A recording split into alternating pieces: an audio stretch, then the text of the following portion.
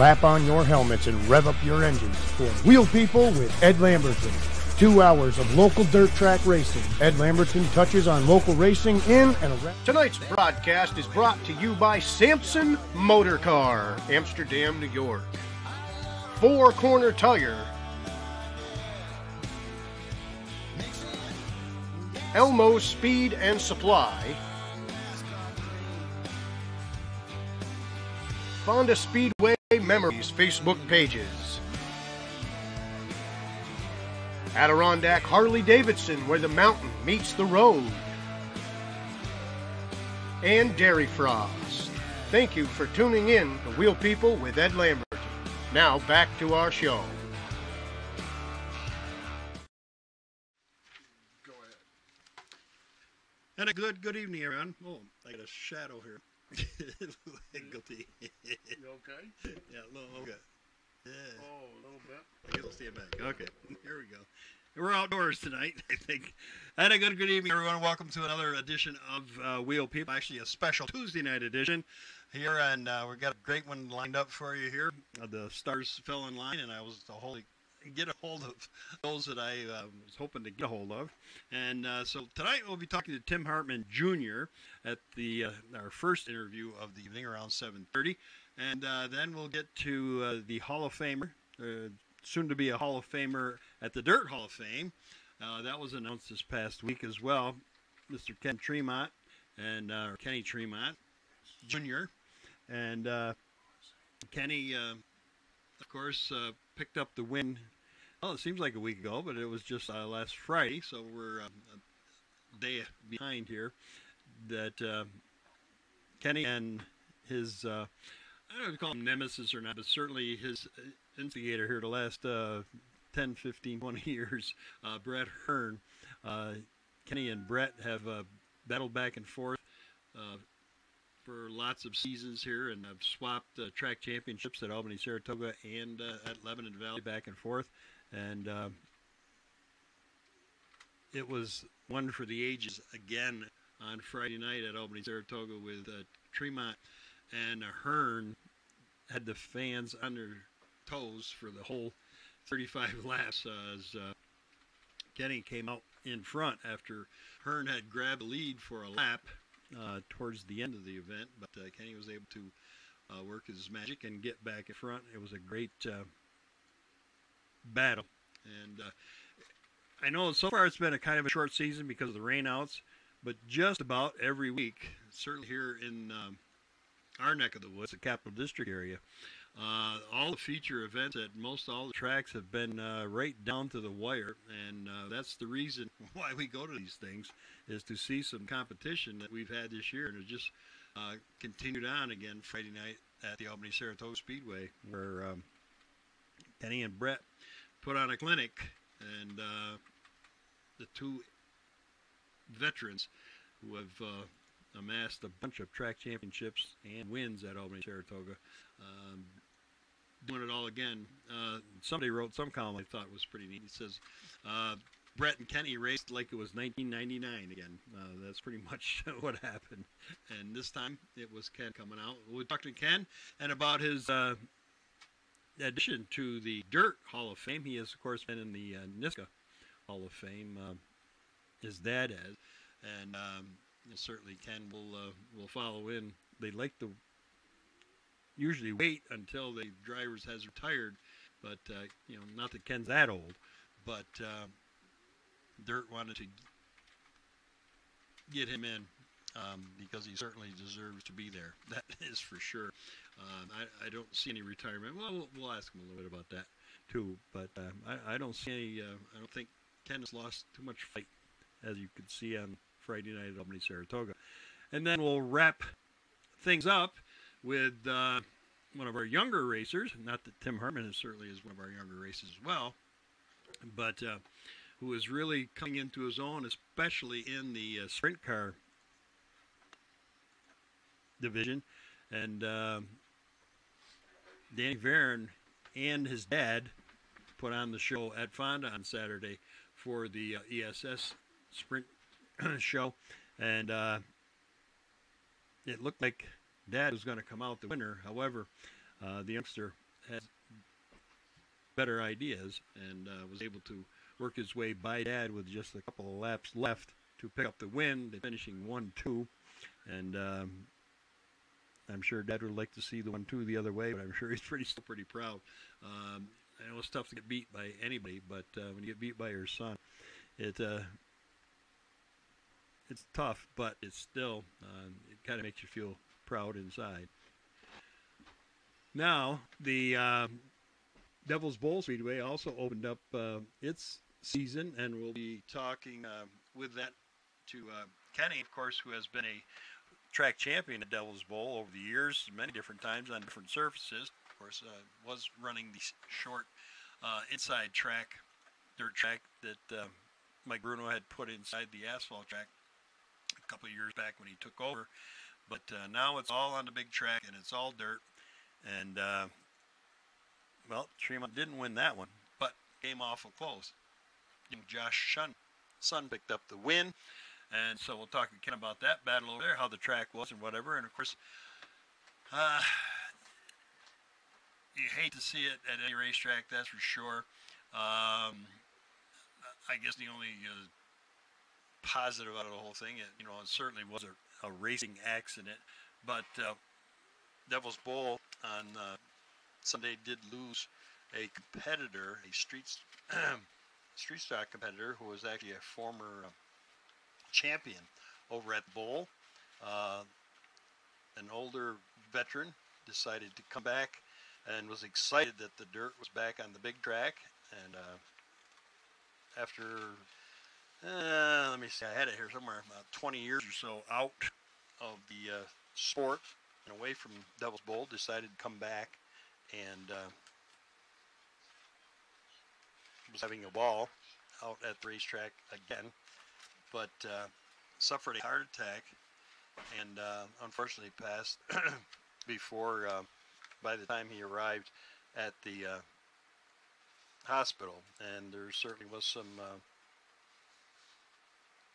questions about the ambulance, but I think we'll ask Ken about that. And we want to get Mike Bruno on, and I said it was kind of a tough situation here, so I didn't want to jump right on it and see what Mike had to say. But Mike is not any different than most speedways that I know of, that I've been to. They usually only have one ambulance on grounds. They have backups, which are usually close at hand, and they usually can call them. I guess the situation at Devil's Bowl on Sunday was a little bit, because where Fairhaven is, apparently, I don't know if they don't have a closeness to the hospital or whatever. I don't know. We'll check that with Ken. But it took a while. It certainly held up the show, and I'm sure Bruno was saying to himself, what did I do wrong? He didn't actually do anything wrong. The racetrack is a beautiful racetrack. He's done a lot of work to make it better, and then to have a unfortunate incident like this kind of put a little bit of damper on the opening on the big track, again, as dirt. But I say Terry Stevenson was the driver who passed away. He was 62 years old. It was a super stock, or looks pretty much like street stock car to me, and he had a 5 laps into the 20 lap event. His car slowed on the track and just drifted off to left and slightly brushed the inside retaining wall as he came to a stop. As we said, it wasn't a racing accident. With the heart attack, he had just luckily it didn't happen and caused some problems from his other drivers as well. But he was taking to the Regional Medical Center in Rutland, and I'm not a Vermonster, so I'm not quite sure the logistics of the whole thing, how far Rutland is from Fairhaven. But by the time the ambulance got there and one returned, they lost some time, but that was the least on their mind at that point. But as we said, Terry was competing his first race after more than 20 years away from the sport. He was previously a top driver at Devil's Bowl and other tracks, winning a championship at Devil's Bowl back in 1993 in the four-cylinder division. And he and his whole family were really wound up about coming back home to Devil's Bowl after 20 years off. And unfortunately, Terry passed, I said, by the time he got to the hospital. But that all said and done, it turned out to be a great opening for the KOD series for the Sportsman. And we'll talk a little bit about that with Kenny as well. We get back things up just a little bit. Still, well, as we say, talking about Kenny Tremont and the battle with. Okay, we have an open air studio here tonight, and the wind is blowing papers across the forefront here. But anyhow, we will. I say, Kenny and Brett put on the show at Albany Saratoga in the modified division. Both of them starting back in middle pack, working their way to the front. Kenny got there first, and then with a couple of caution, the way they fell, Brett dropped back a little bit, but then gained his momentum, got up to Ken, and for the last about 10-15 laps of that event, it was textbook Malta racing. Brett Hearn on the extreme outside, right up on the rim, and Kenny right down on the bottom, just trying to miss the Uke tires. And we'll talk to him about that in just a bit as well. But just a tremendous race, and it didn't matter whether you were a Tremont fan or a Hearn fan. It was, you know, that's why we go to the races, to see stuff like that. That is what these guys do, and that's why we go. Chris Fernald, who had started on the pole, led up until the classic battle between Tremont and Hearn. And Chris is going to pull one off one of these days. The youngsters getting better and better and better and more consistent. And a great finish for young Jack Lanier, his first year in the full big block modified class over at Albany Saratoga. He is a former winner in the Sportsman division, but Jack has made great strides himself and a tremendous finish in the top four. Anytime you can finish in the top 5 or 10 at Malta, you've had a great night. Keith Flack, our guest last week and the winner last week, finished up in the top 5 and 5th. Then it was Rich Scagliotta, Mark Johnson, Peter Britton, Jesse Mueller, and Demetrius Delros. So a bunch of young guys in there, and a few veterans, certainly Ken and Brett, the oldest of the veterans in that group, but quite a few young ones as well, as pretty much everybody else finishing behind them was in their late 20s or even younger than that. So the youngsters are starting to move along, that's for sure. In the Sportsman division, our guest here in just about 10 minutes or so, Tim Hartman Jr., his first win at Albany Saratoga. He's picked up a couple of wins, I believe, up at the Ridge, and won at Fonda as well. So I think he has the trifecta here, the first guy to win at 3 of the area tracks. Adam McCullough, who has been on a tear, we're traveling around, and lots of folks on Facebook kind of kidding with Adam. He might better stay down south of the New York border. He does well down there. He's doing pretty damn well up here as well, but had to settle for runner-up spot on Friday night after picking up a win down at Delaware during a Brett Deo show back on Thursday in Sportsman division, as the winner was DQ'd, and Adam was happy to take the winner's check and bring it back to New York with him. Third on Friday night was Chad Edwards, is just one click away from picking up his first win of the season as well. Chad is a consistent top 5 runner and is getting better and better each week at both his Friday and Saturday tracks, and had a good run on Sunday over at Devil's Bowl as well. Chris Johnson finishing up in 4th. Chris already had one win. Connor Cleveland, who we had on the show here a couple of weeks ago, running out the top 5 in the Sportsman. 33 sportsmen, 32 modifieds, and limited sportsmen, they're not to be denied either, 24 cars there. Another disqualification.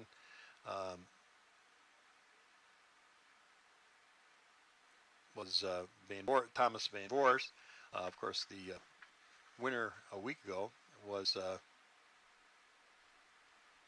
DQ'd as well. But Justin Buff picked up the win over John Stoll. Travis Billington having a good week, finishing in third in the limited sportsman. And the pro stocks, once again, it was crazy. Kenny Martin, back-to-back feature wins. It looked like Kim Duell, who had suffered a few little occurrences a week ago with some protests by fellow competitors about some suspension parts that Kim found that the racetrack decided was a gray area, so they actually placed him in last place, still gave him last place points for 2 weeks ago, but certainly upset Kim and his whole team a little bit, but they decided to regroup and come back and damn near pulled off the win with that unapproved part gone. So I don't think that had anything to do with the way Kim's been running, but you always got to like the innovators and keep on trying, guys. Jason Corbin finishing up in third, and the youngster, since coming up to Albany, Saratoga, is creeping closer to that number one spot. A regular down at Lebanon Valley every Saturday night. Cousin Luke Horning in top five once again in fourth, and Nick Arnold rounding out the top five. But Crazy Kenny on roll, 2 in a row at Albany, Saratoga. Randy Miller also on a roll, 3 wins for the Street Sox. But another great race, and I say it was a good night at the Albany Saratoga Speedway. Also, the sprinters were in town, the Patriot sprinters, for the holiday weekend, and well, it was a wild one.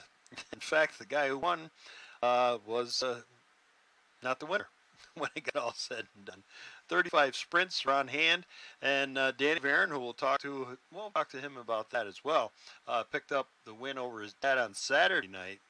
Had the win within his grasp on Friday night when he broke while leading the event, and with just 8 laps to go, he dropped off, and that caused all kinds of havoc as when they took up the restart after Danny dropped out and brought the caution out. Steve Poirier, a past champion in ESS and a great modified driver at one time as well, he took over lead, and he and Jason Barney duked it out a while, and Poirier pulled a slide job on Barney, and I guess Barney wasn't too happy with that, but Poirier dropped out, and then on a restart after that incident, Barney made contact with Dave Franick, and Franick went back to 16th spot after contact, and at the finish line, Heaving and Barney, however, Barney was penalized 2 spots for running into Franick, and so the top 5 went to the Cobra. Chuck Heaving, Jeff Cook, Corey Sparks, our local racer here up from Mayfield, finishing up in 3rd spot. Barney was back to 4th, and Matt Tanner rounding out the top 5. And so a wild night of racing in the sprinters. And you don't see the sprinters, have that much of an issue because they have real open wheels. There's no doubt about that. And contact usually doesn't turn out well for either person. But what's that? Oh, I was saying, I was complaining about it. Oh, freezing up on me? Yeah. That's all right. I'm getting used to seeing myself with my mouth wide open. I'm going to shut that in now. But then on Saturday night, the Fonz Speedway, Pete Demetrazik, always, when the sprinters come to town and it's Memorial Day, it's going to be a longer night because Pete definitely wears his heart and his flag on his sleeve, and he's not afraid to show it. And certainly there's some folks out there that had an issue with that. And I mean, you come to see the races, that's for sure. But it is Pete's place. He can do what he wants, and he does. And great for him. And he also introduced New York State Assemblyman Angelo Santa Barbara, who was there. And it's great to get the politicians involved from time to time, because without them, they could eliminate racing pretty easy if they really didn't like it. But that's the second time Santa Barbara's been there. He was there with as a guest with Tony Ferrone, I believe, opening night, and climbed into Tony's car. So Angelo is a friend of racing, and that's a good thing. So think about that when it comes election time. At least he shows up. That's something more than most do. As far as the racing goes, it was a great race. I mean, Stuart Friesen again won. That's nothing new. But it was an almost for young Josh Hollenforst, who started up in the front and led much of the event. Looked like he was on his way, but had some brake issues, I guess it said. Towards the end, the car got so it didn't handle it quite as well, and Stuart was able to drive by. Not that that's the first time that's happened either, but Stewie was on a roll and picked up another big win. He has 49 career wins at Fonda Speedway now. If you think about it, he hasn't been there that long. And one more win, he'll be tied with the great Pete Corey, who all us old timers was certainly one of the best at Fonda ever. And so Stewie's already there. So we're watching Fonda history in the making here. That's for sure.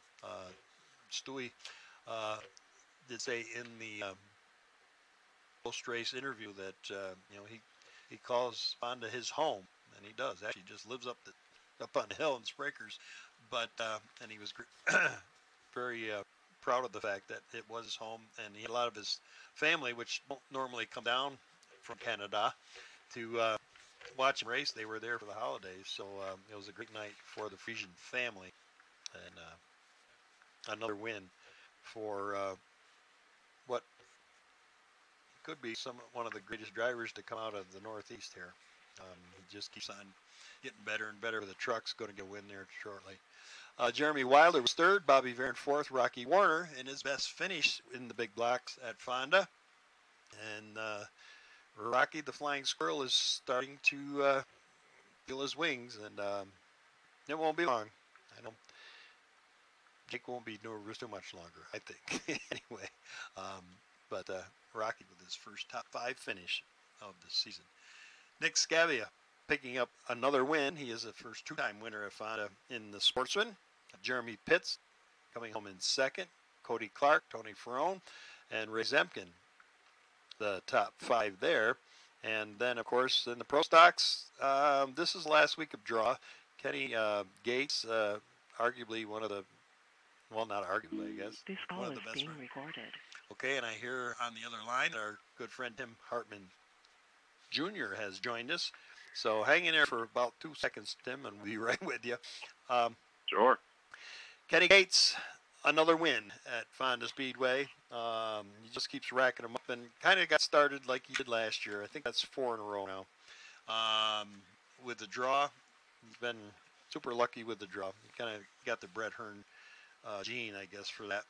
That's going back a few years. Brett hasn't been as lucky as much anymore, but picking up the win again over Chuck Nabluski and Jimmy Normile, of course.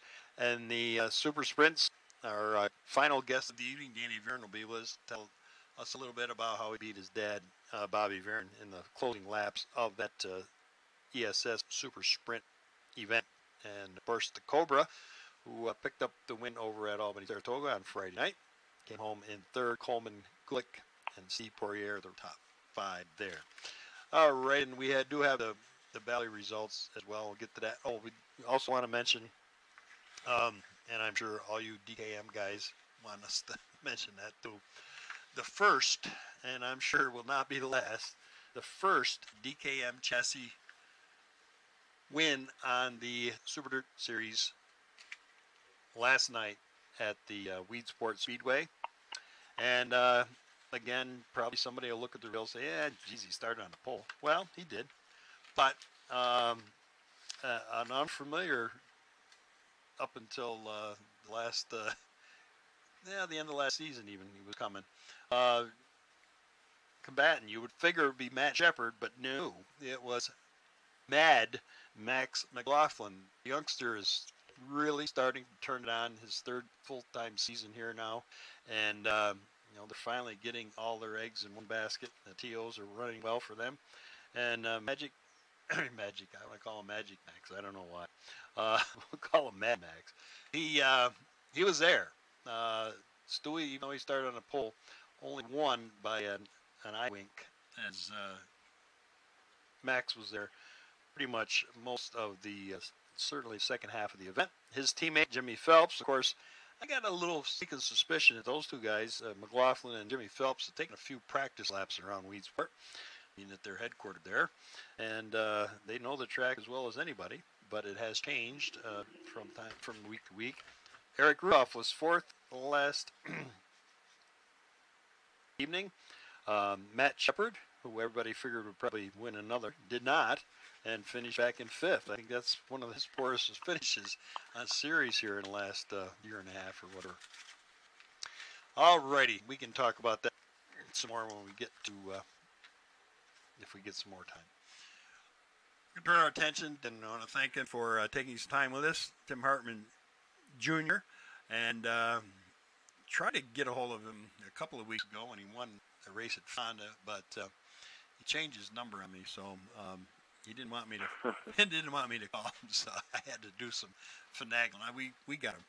We found him. Anyhow, congratulations on all the wins. I think.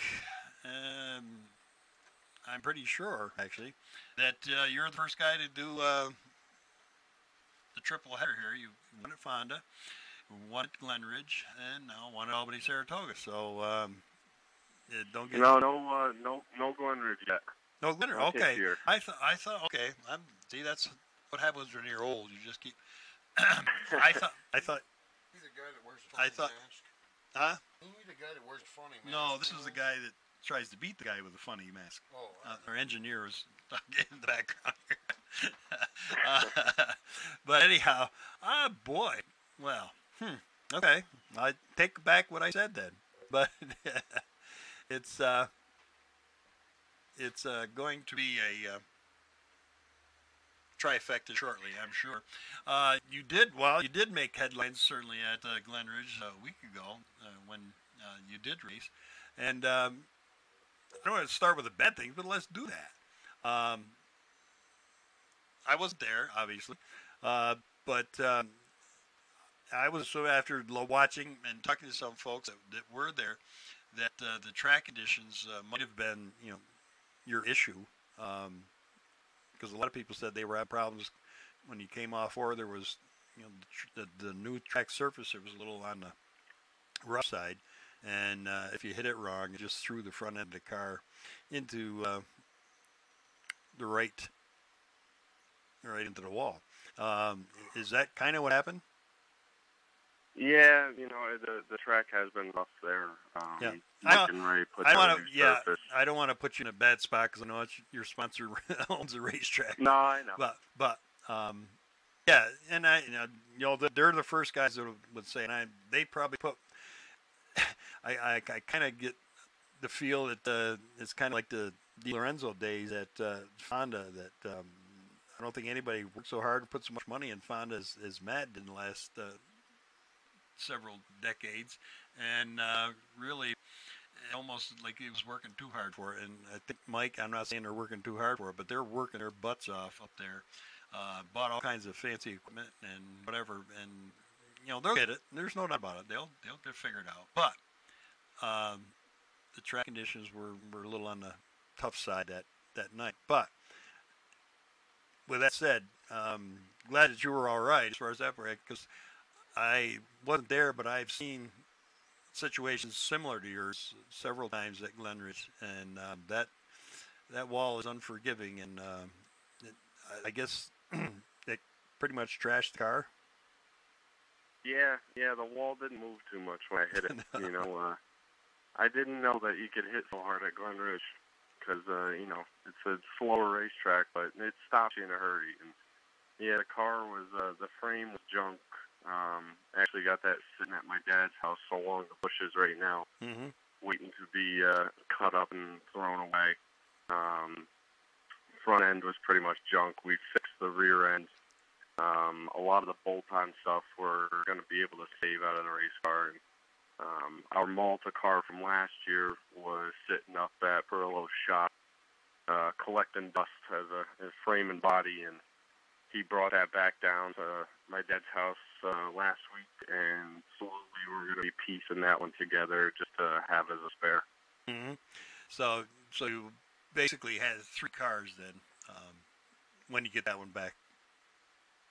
Yep. Okay. And yeah, that's the other thing. So, and obviously, you know, we talked about it before, but you know, Mike Perillo has become your only owner after having a couple in the past, and cutting back cutting back to 2 nights a week. Yeah, that's easier said than done. 3 nights is, you know, a racer's dream. However, it can turn into a nightmare fast if, you know, when you got you and your dad both, you know, working pretty much full-time jobs yet. That's beside the point. Yep. So that was a decision, you know, you guys made, and you know, obviously, Mike is giving you some great stuff. Not, you know, John did as well, that's for sure. But so how obviously, okay. So I take back what I said. Not all 3 tracks, but 2 of the tracks, and Fonda's not even your regular track, so that was even better yet. But you have been there in the past as a regular, so and your fans do miss you there on Saturdays, by the way. Anyway, has it been a lot easier? I mean, obviously, the crash at Glen Ridge, you know, certainly created a lot more work, that's for sure, but. Has it been easier on both of you now, just the 2 nights? Yeah, it really has. Not only on just having Saturday nights off, but during the week too. And like you said, on weeks where we don't crash the week before. Right. You know, last week was a little bit of a tough week, but we actually had the night off tonight. I didn't even go look at the race cars today. I'm sure my father did. But, you know, we had a night off of race cars tonight, so it's nice to have that once in a while. Yep. You know, I got to come home from work and eat dinner with my girlfriend and her son, and, you know, that's not something that I could really do over the summer last year. Yep. Oh, yeah. Well, I say you're on the younger side of it. I know that a lot of the older veterans, you know, would like to have some of those days back that you're able to enjoy. So do that. That's for sure. Because the kids in the family are going to be around a lot longer than the race cars. That's for sure. In fact, you're quite a little turnaround yourself, because when you went off to school and left racing, you didn't really think at that point that you might be back racing for a while or ever. Yeah, it was my future was very much up in the air when I was going to school. You know, I went down to college in Florida with the thought that maybe I would stay down there. But I guess I couldn't stay away. I came back. Yeah. Well, I mean, obviously, ever since you were, I don't know when you started racing go-karts, but pretty much. 2003 I started. Okay. All right.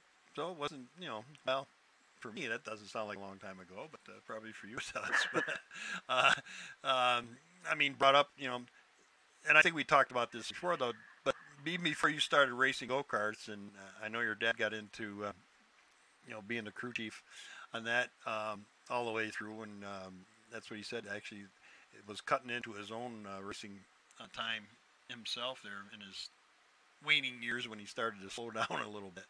But did you go like all racing kids and play in the dirt with race cars somewhere in the pits or whatever, or did your mother keep you away for a while before? No, I've always been. Always been, yeah. Always been there. I think my first plane trip was to go see the summer race at Daytona when I was like 3 or 4 months old. Oh, okay. Yep. So I've been into it since the very beginning. Yep. So that So that's what kind of drew you back. I know that the Florida weather is a draw. We don't have this winter weather like we've had up here, but you don't have any. Well, I know most of the Florida treks are hurting most of the time for. I think we kind of have the ideal here thing. I think it gets spoiled if you run year round. It just people. I mean, it's hard enough for people to get to it during the summertime, but I think it makes them want to come more. Hopefully, anyway. But so, with the exception of a couple of weeks ago or a week and a half ago, when you had the incident up to Glenridge, you feel as though, well, obviously you've been competitive. You won the race at Fonda. Again, had a good starting position. That certainly helps. But you got to be there at the end. I know you lost several races at Fonda that you probably should have won. So it owes you one or two, I'm sure. I sure have. But so what's the deal now? Have you had? We had talked to Peter Britton a couple of weeks ago about the TDs 4, 5, 6, 7s, and so is that basically what they're doing now? I know some of the listeners out here we don't want to get too technical, but basically they just come out with a new style car, different. Is there much difference? I'm thinking, I'm not going to put words in your mouth, but I think Pete said no, not so much. But they just keep adding a number, and so there are some updates, I guess. So you have a lot. Yeah, I mean there are some subtle differences from what we've seen. I've been fortunate enough to be able to drive a TD 1, 2, 3, and 4. Okay. And so I've felt them all. The 4 is probably the most weird of any of them, as far as just looking at it and numbers wise and on the scales and things like that. But I mean, they're all pretty close. You set them up all pretty much the same. Mm-hmm. They all look the same from where I'm sitting. Yeah. Do they? So I mean, not that we're trying to sell or not sell Troyers, but you don't really think that people have to go out.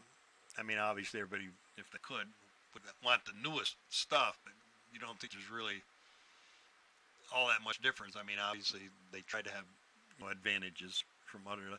Have you now? You've never driven, I don't think, a big block or I don't know, even a 358, maybe under your father's. I don't know. You still have an old open sports motor around? I've driven a 358 car a couple of times. Yeah. Most recently, I drove Jimmy Becker's car at Accord for the Gobbler 2 years ago. Okay. And we weren't successful with that. We didn't qualify. But I have experienced it a couple times. Okay. But I guess where I'm going with this, and everybody's saying, what the hell you mean, is the T's, are they more geared?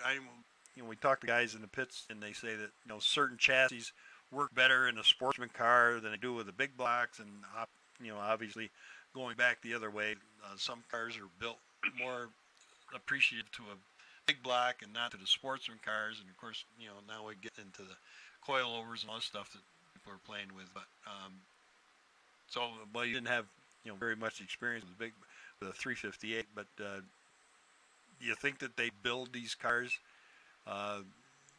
they work better with a big or small block or a sportsman car? I mean, your cars obviously are the most underpowered of the bunch, but yeah, I mean, I wouldn't say any of them are geared more towards different power. I mean, you can, whatever division you're in, you can set them up a little differently and you can make them go.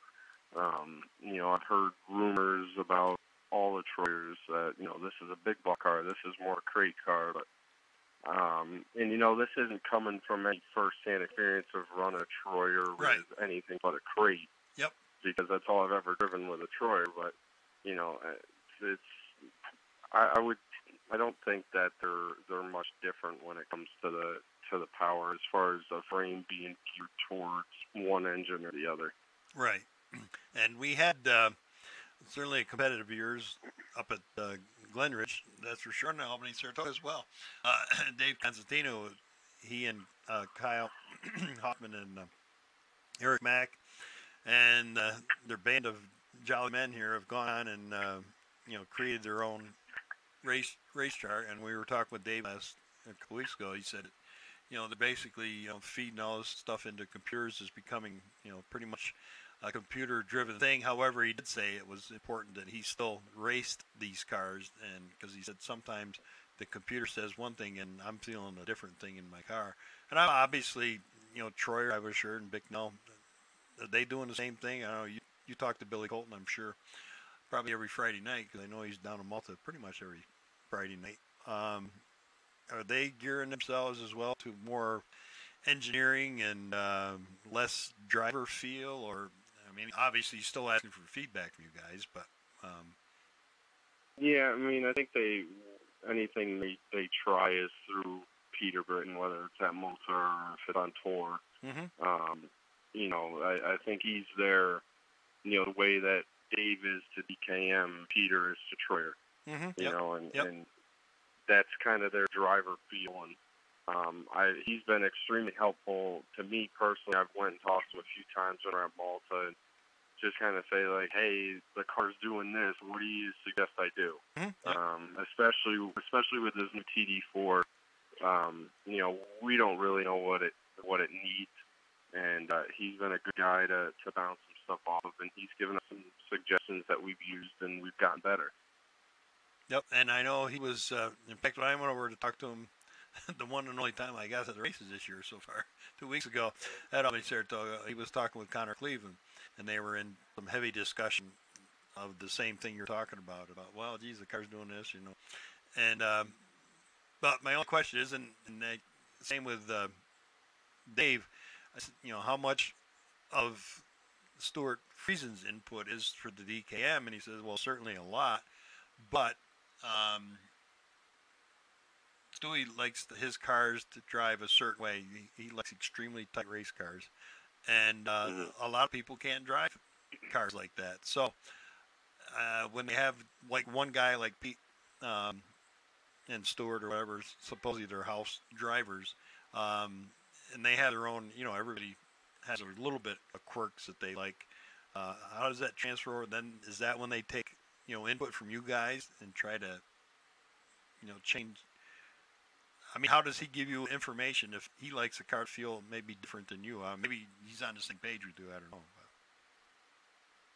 Yeah, I mean, anything that Peter has told us so far has helped us, but I can see where, if you got, and I'm not saying that you only have one driver, but if you have one driver, like a guy like Stu giving you feedback, like you said, that's giving you one side of it. Right.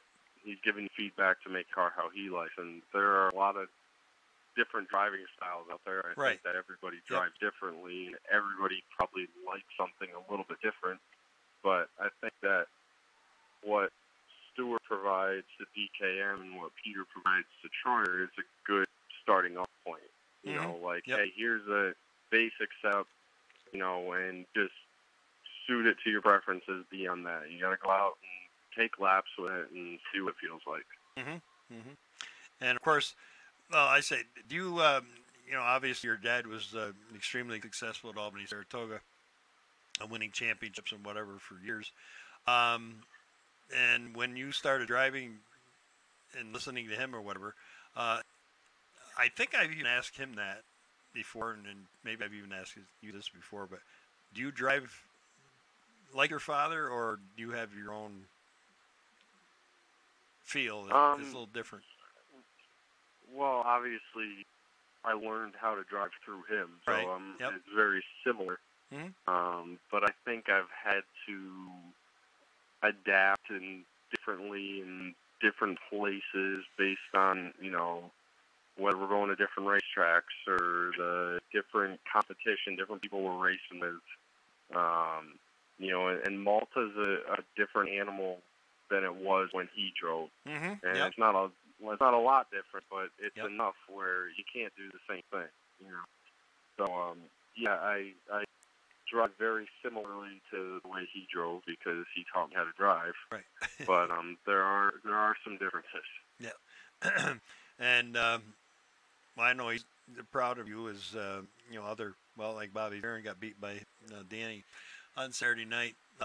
Still pretty proud of the fact that hey, I got beat, but I got beat by my kid. And Bobby's always said that he thought that Danny was going to be a better driver than him, and I think your dad's probably told me the same thing about you. Of course, on that end, of course, I always give them the caveat. They always give me the caveat that, of course, you guys have better equipment than they had when they started. So, which is true. I mean, they have you have them to.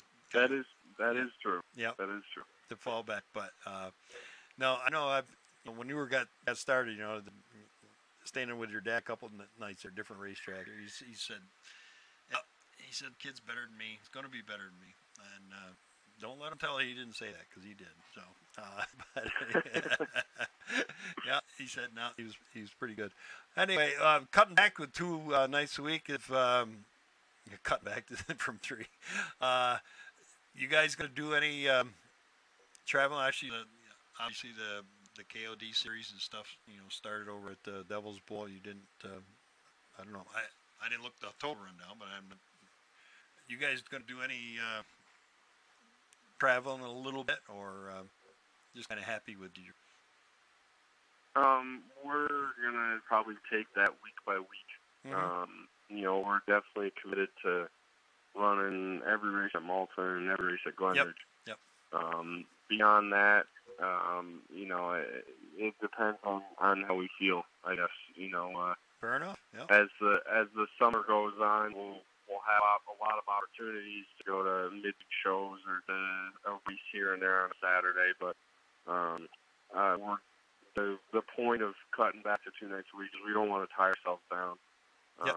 We don't really want a set schedule, so we'll just take them as they come and see how we feel that week, and who knows, maybe we'll go somewhere. Okay. Yeah. Well, hey, that's it's nice to have that option, and that you can kind of play with it one way or the other. Getting back to Albany Saratoga for a second, like you said, it's a little different. I know that we had Lyle on a couple of weeks ago, and he said he's got some what he feels is not much or a lot better clay that he's found someplace, actual clay. He said the stuff that's there now has got a lot of sand in it. That's why we get the dust. And he doesn't like dust any more than we do, and he's trying his damnedest to keep it down. But with that said, the racing has been absolutely phenomenal there this year. Why do you, and I say 3 different tracks, you've raced at other tracks, not only just this year, but it seems like this year especially, I don't know, he's hit on something that, we're seeing 3 wide in all the divisions over there, each and every Friday night, and the features have been just fantastic. Has he got some kind of traction compound that he's putting on a racetrack or whatever? Because it seems like you guys can find bike pretty much anywhere. Obviously, the cushion is the place to be. Well, I guess Kenny would disagree with that, and we'll find out in a few moments. But the track, I say, it has at least 2 grooves, and lots of times there's that middle groove has been around. Have you noticed the difference this year compared to last year? I know last year it went back and forth. It was good on the bottom, and it was slippery, and I don't know. Yeah, I mean the track's definitely been great this year. I actually texted Lyle on Saturday morning. Obviously, I was very biased after Friday night, but I texted him and said, keep up that track. I like that. Just keep doing that. Yep. But no, it has been very racy this year. There's been multiple lanes, but the time when we're gonna see whether or not something is different this year is come July, August, when it's, it's hot and there's a lot of laps on the track. It seems like that time of year, every season it starts to get more slick, and sometimes we kind of lose one of those lanes. So, I like it right now, and we got to take advantage of it right now, being as racy as it is, and try to get some wins. But it's gonna be the middle of the summer that really shows what kind of track conditions we're gonna have, and that's when you're gonna have to be good on the racetrack. Your race car is gonna have to be good in order to get wins and top fives. Yeah, but most of you guys, yourself included, I'm sure. I know Rocky Warner said that many times when he was kicking everybody's butt for the last couple of years in sportsman. He liked the slick racetrack, and more chassis builders, and I think all of them now, they're building cars so they can run on the slick, and so that doesn't seem quite as an issue as it has in the past. But do you prefer it? Well, maybe not as slick, like you said, it was in the summertime, but Saturday night. Do you know? I talked to some of the big block guys. Malta. Well, your dad knows when he was racing there. It was a small block track, pretty much. I mean, obviously, with CJ, that was his main class. But then all of a sudden, here within the last 6-8 years, all of a sudden you need a big block at Malta, and big block guys say it's because whatever he does to the racetrack, there's actually bite on the straightaway, so they can use all that. Well, not all of the 800 horsepower, but some of it. Whereas some of the other tracks, you spin with all that horsepower. Now, obviously, you guys don't have that much of an issue. If you're going to spin a 602, it is really slippery. But you're saying that's where it tends to get towards the summertime.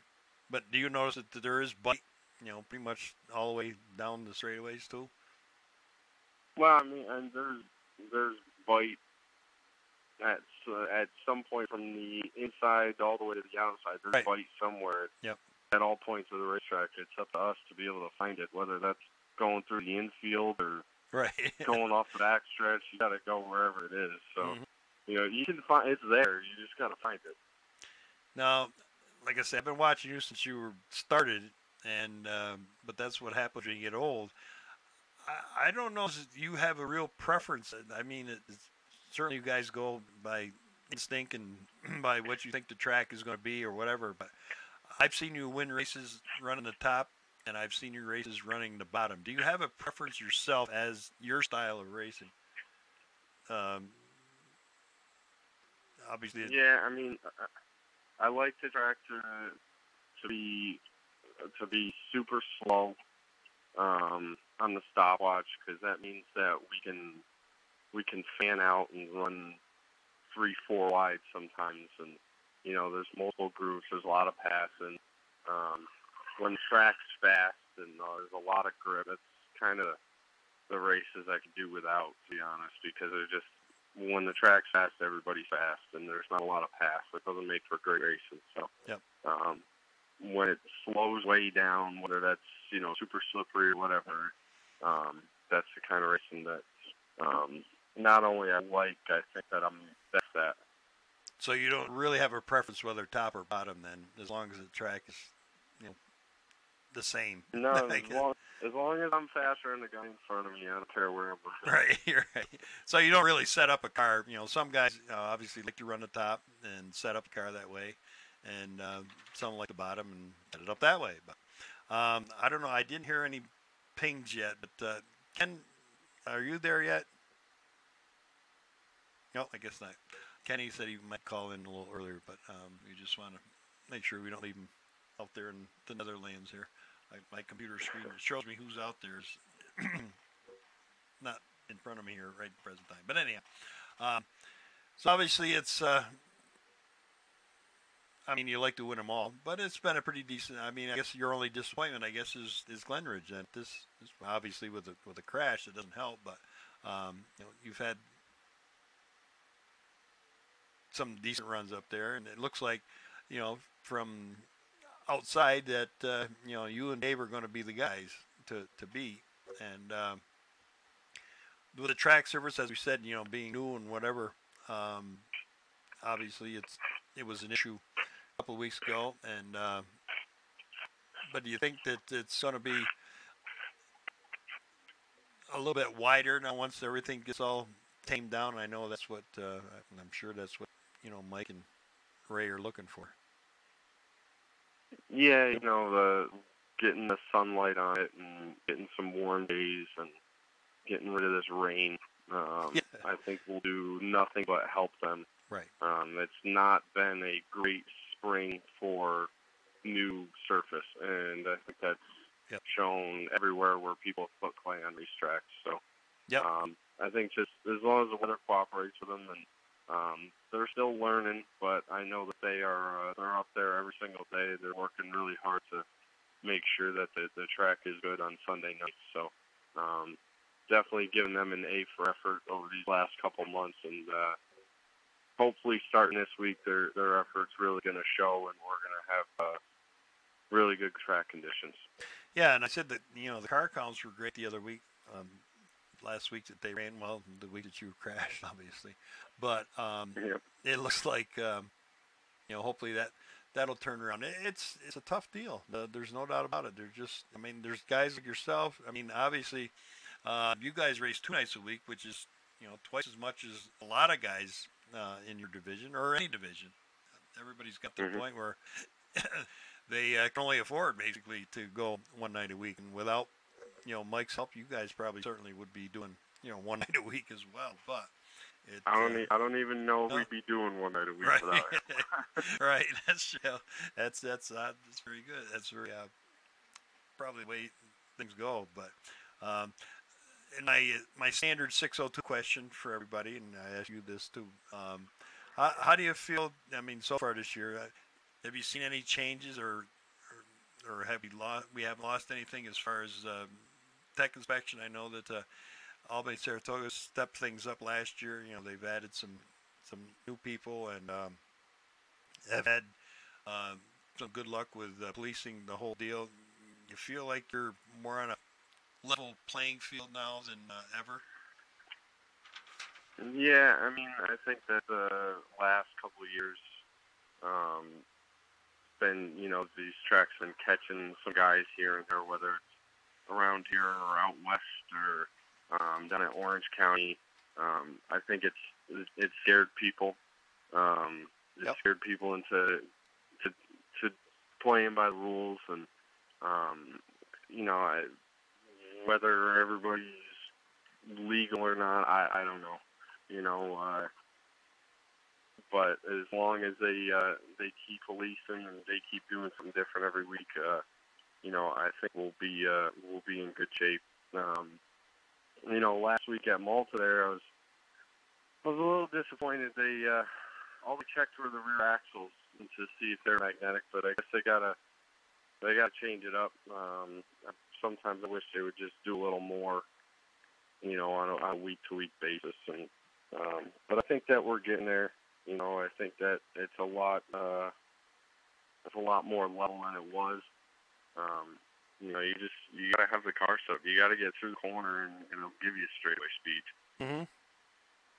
Yeah. So it's I said obviously the guys on the opposite end of the stick that are trying to find the gray area, so to speak, we'll probably keep on looking for them and maybe find a few here and there. But you don't see anybody.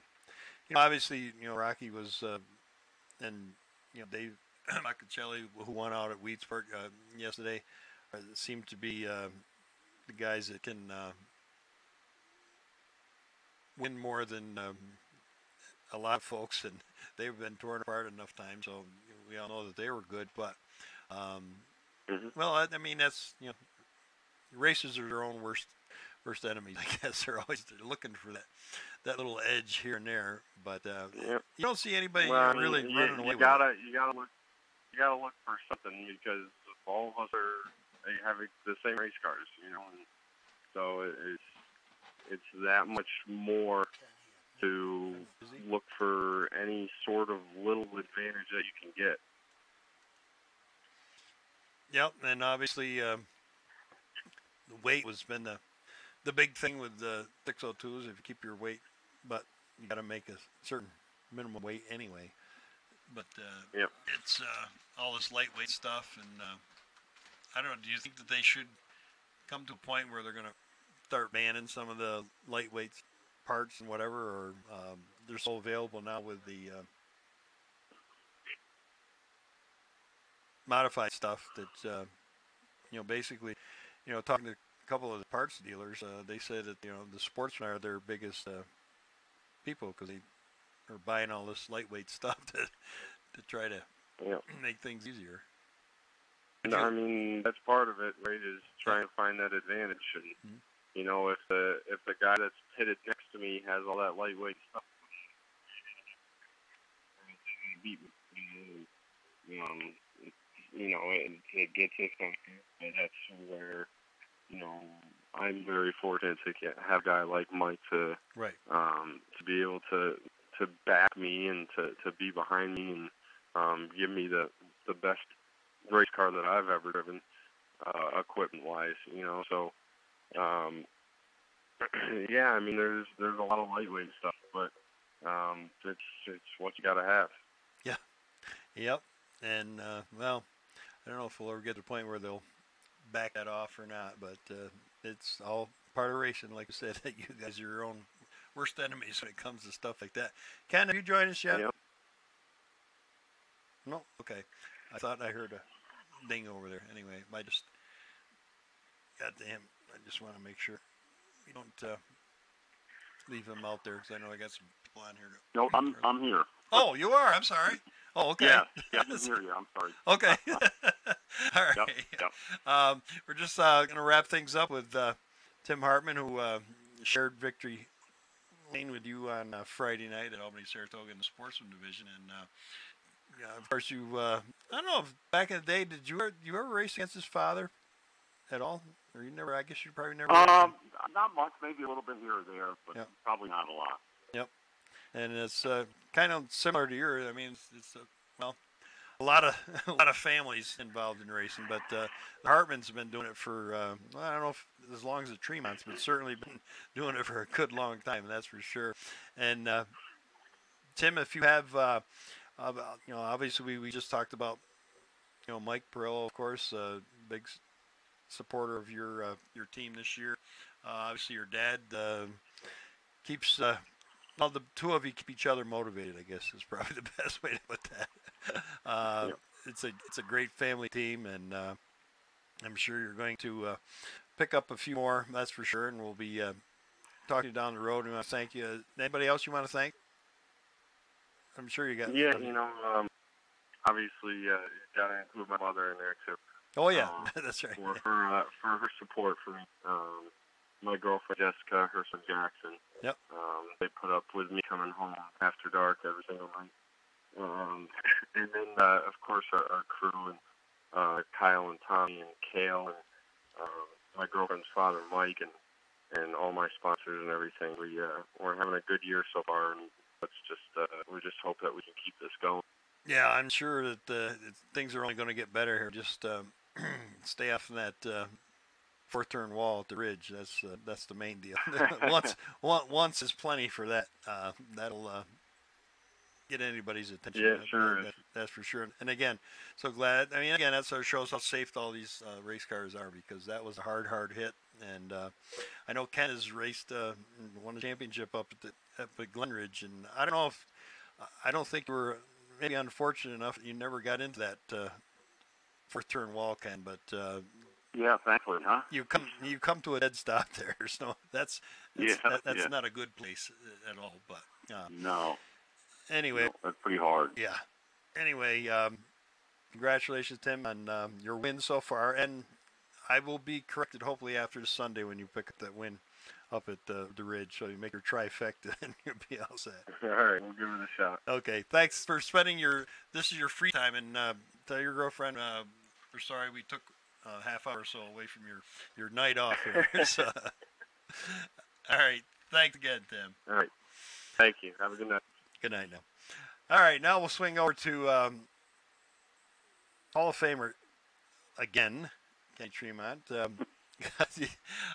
First off, congratulations, Ken. I know that that wasn't a surprise to anybody. That eventually, maybe a little surprised that they didn't wait for you to quit. But they're getting to that point now where I guess they don't want to do that because they want to show their appreciation to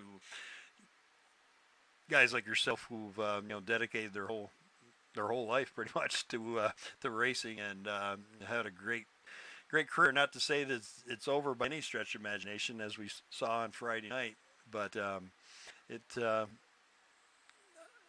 know you and guys like you and Jack and Dave Lape and Tommy Krause and all these guys that made the Hall of Fame or whatever didn't start this thing out to do that, and but got to feel awfully proud about the whole fact that you are appreciated by the community, I guess is the best way to put it. Oh, no, absolutely. I mean, running for years and years and years, and to say at the end of your career that you're in the Hall of Fame, I mean that's pretty neat, really, and certainly proud to be able to be part of that, and all the the guys that are already in the Hall of Fame, and to be a member of one of the club, I guess you could say. It's pretty neat, especially with all the people that I looked up to all those years before I even actually started to drive. Yeah, that's true. A lot of guys you did, were your heroes when you were a kid. Certainly, if to join that whole group. But that said, and just all kinds of things happening this week. Of course, that win on Friday night was the 49th consecutive year of your father's. I know that meant probably as much to you as the win did on Friday night. Is getting that. No, that was pretty neat. I think it's been 50 years that he won. At least one race in 50 different seasons. Of the racing season, I guess you could say. But so that's really pretty neat. Yeah, it's well, and I suppose you haven't had time to slow down enough to sit back and just kind of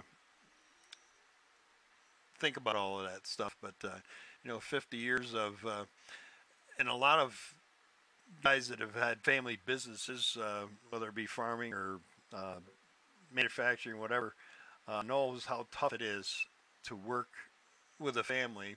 And racing is a tough deal to start with, but and I'm sure you and your dad have had days when you said, we can't keep doing this, but you kept on, and here it is, 50 years later, and still. Yeah, you keep digging. Yeah. Yeah, I mean, it's definitely sacrifice on everybody's part, yeah. But you learn to like but there's always some parts you don't like about racing. Sure. But yeah. You try to always keep it positive and ignore what you can and yep. Move forward. But we've been fortunate to have really good people with us, both sponsorship-wise and people helping us on the car. The family's been supportive, which is, immense. That helps a lot. Yep. And so everybody giving a little bit for it to happen, And speaking of family, of course, it was touted out different places here and there that your son Montgomery was going to make his debut over at Devil's Bowl, and like I said, I did not go, and I don't even have all my stats here, whatever. How did the kid make out? Well, he warmed it up and made out pretty good, and then it came feature time, and he had a problem trying to get it in high gear, so he didn't actually run a feature. Okay. So we had a little bit of trouble with the carburetor, and I think the I/O was a little bit too high, and it was kind of loading up, and for whatever reason, we just couldn't get it in high gear. So I just told him to relax and park it, and we'll try again next week. Okay. And, plus, I didn't want to hold the race up, wait for him to get organized. And we eventually, wore the battery down enough so wouldn't turn it over anyhow. So, oh, okay. So we didn't make any laps in the future. Ah, okay. I was wondering, I was looking, and I did see that, and I said, but I knew that there was, a bunch of cars over there, and I said, well, maybe he just didn't make the feature, but he did, and just couldn't quite get the old. But hey, that's first. They had a good field. Yes. Really, really, really good field, and great crowd, and one of the best crowds I've ever seen at Devil's Bowl. So I was glad for that. Yeah, and I said I was going to call Mike, have him on maybe with you, go back and forth. But then, you know, with the incident with the street side guys, you know, that's you know, it's not Mike's fault by any stretch of it. It wasn't a racing incident or anything else. But my God, he's got to be thinking, what did I do wrong here to have this happen on my big opening night? It's a shame, but you know, it was a heart attack, and you know, I don't know. There's something about Devil's Bowl. That's the second one now, or third one, I guess, in the last 15, 20 years. It's, but that should take nothing away from the night. It was, like you say, packed house on both sides of the pit. How was the racetrack? Well, racetrack, you know, started out pretty good, and then you know, developed the hole in 1, 2, and it got a little bit ducky. Mm-hmm. But you know what? For a brand new surface, it wasn't bad. Yep. You know, and you know, it takes a little time. You know, Devil's Bowl has always been, you know, as far as spring weather goes, it's always been late and getting the frost out of the ground and, and the ground dried up, and so it's pretty typical for, you know, a spring race first, you know, opener up there. Mm-hmm. So I'm sure it'll get any line up, you know, sooner rather than later. And the race itself is nice and wide, plenty of room to race, you know, top side, low side. You really got the facility looking good. You know, with top notch, and you know, they're doing a good job. I mean, it isn't for lack of effort. Let me tell you, they're working hard at it. Oh yeah, and like I say, I don't know if anybody didn't know what to expect. You know, the first night after getting back. Obviously, you raced there. You won championships. Did you win? Yeah, that was. I do have that somewhere. Was that your first championship? Was that Devil's Bowl? No, it wasn't. First one we won was at 11. It was 11. Okay. Yeah. I skipped over that. But you did win several over Devil's Bowl. Well, obviously one last year, year before. But excuse me. And you have a lot of knowledge now in all divisions, because you know currently you're running 3 different divisions basically. That's about it. Yeah. Everything except well, I don't know. Now I couldn't run a limited sportsman because that's for the beginners. That's where Montgomery is. But anyway, there you go. How now that you're on a bigger track, obviously, you know, we talked about this with you last year. The smaller track at Devil's Bowl certainly was tight, and it was kind of hard to, you know, get a good feel of whether or not, you know, the 602s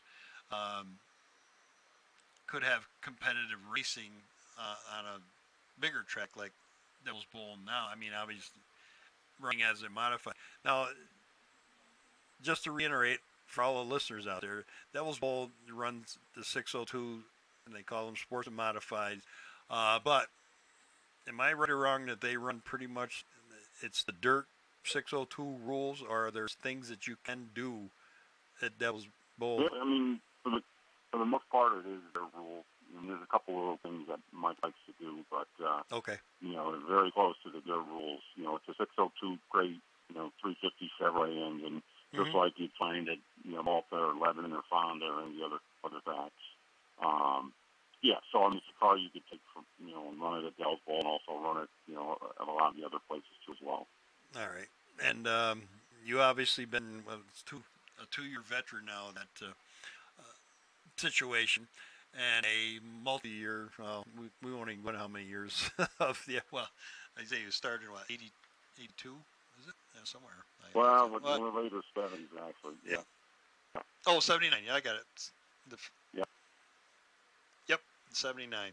Okay. But, and we've been talking all year, every year, it seems like the last couple of years, about the expensive big blocks and how, you know, they're starting to get to the point where guys just basically aren't going to be able to afford to run big blocks. And then you talk to big block guys like Tim Fuller, guys obviously that have this equipment and have the owners, and they said that, you know, well, I think guys are spending or saying they're spending a lot more than they really need to, because nobody needs 900 horsepower at most tracks, with the exception of Lebanon Valley. And again, you know, you're in that exceptional group there with Lebanon Valley, which is a total unique track to itself, where you can use the 900 horsepower. But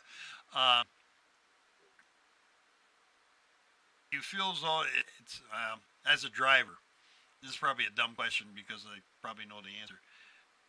can you have as much fun? And I know this is what this whole sport is supposed to be about. I mean, obviously it's gotten way out of hand with the cost, so there's a little bit more involved in fun anymore. But when you race the 602 at Devil's Bowl, now on a big track, you only got one race, so it's kind of hard to. Do you get this same kind of sense of racing that you do with the big block? Oh, sure. I mean, I think okay, as much fun, or may even be more fun, just because you don't have the as much money invested. But okay, it's every bit as competitive. It's just real. I mean, you just don't have the the all-out speed that a big block would give you, but everything else is the same. It's the same car and the tires, and for the most part. And, okay. I mean, still the same work. But it is. I mean, bottom line is it is cheaper, and knock on wood, we've had good luck with those engines, and they don't require the maintenance that like a big block would. But that's probably just a function of you're not twisting them as many RPM as you are a big block. But I'm in favor of it. I mean, look what it's done for the for the sportsman classes, both at Malta and Lebanon and Devil's Bowl. I mean, it's kept a lot of people in racing, and it actually brought more people. I mean, I think it's just about the healthiest division at each track, if I'm not mistaken. Oh yeah, yep. What I'm getting at, and where we're headed with this, but two tracks, Fulton and Utica both went back, I guess, small block racing again, and the numbers seem to be pretty decent here. The first couple of race cars, Utica's only got one show in, but the Fulton's numbers were a little off the second week, but they seem to be pretty decent again last week. But talk with a different guy, and I guess it depends on who you talk to. Like Tim Fuller, and obviously Timmy's been doing it for a long time, like you have. He said if they ever dropped the big blocks, he'd probably quit. I'm not sure if he would or not, but I mean that's his whole feeling. Yeah, well obviously, I mean, you never know. But I said, but Tim, you're won the big race with the W16, and you're winning pretty much weekly at with the W16. Well, yeah, but they don't pay as much. And again, he trying to do this kind of for a living. That's his biggest, I guess, complaint. I think if he ran 602 shows paying $10,000 to win, like Devil's Bowl's going to do, I know you guys. There'd be a lot of guys there. Yeah. Yep. He's going to be there. Yeah. So you. Well, Go ahead. Go ahead. No, as you as a drive.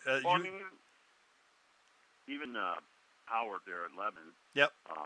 He's aware that it's expensive, and he's well aware of his car count and how healthy it is, or how healthy it isn't. Right. But he's trying to come up with an affordable big block, and he's working with Mike Petrucci, who's a tech inspector at Lebanon. He's a pretty sharp guy, very good. He's an engine builder. He's built different engines for different guys through the years. So he's really a pretty sharp guy, and we have a lot of faith in him. And he's coming up with some ideas, and I think in the not too distant future, I think Howard would like to implement some sort of a big block for less money.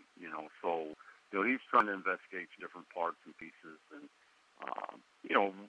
with keeping in mind that we're trying to keep people in racing and make a big block affordable.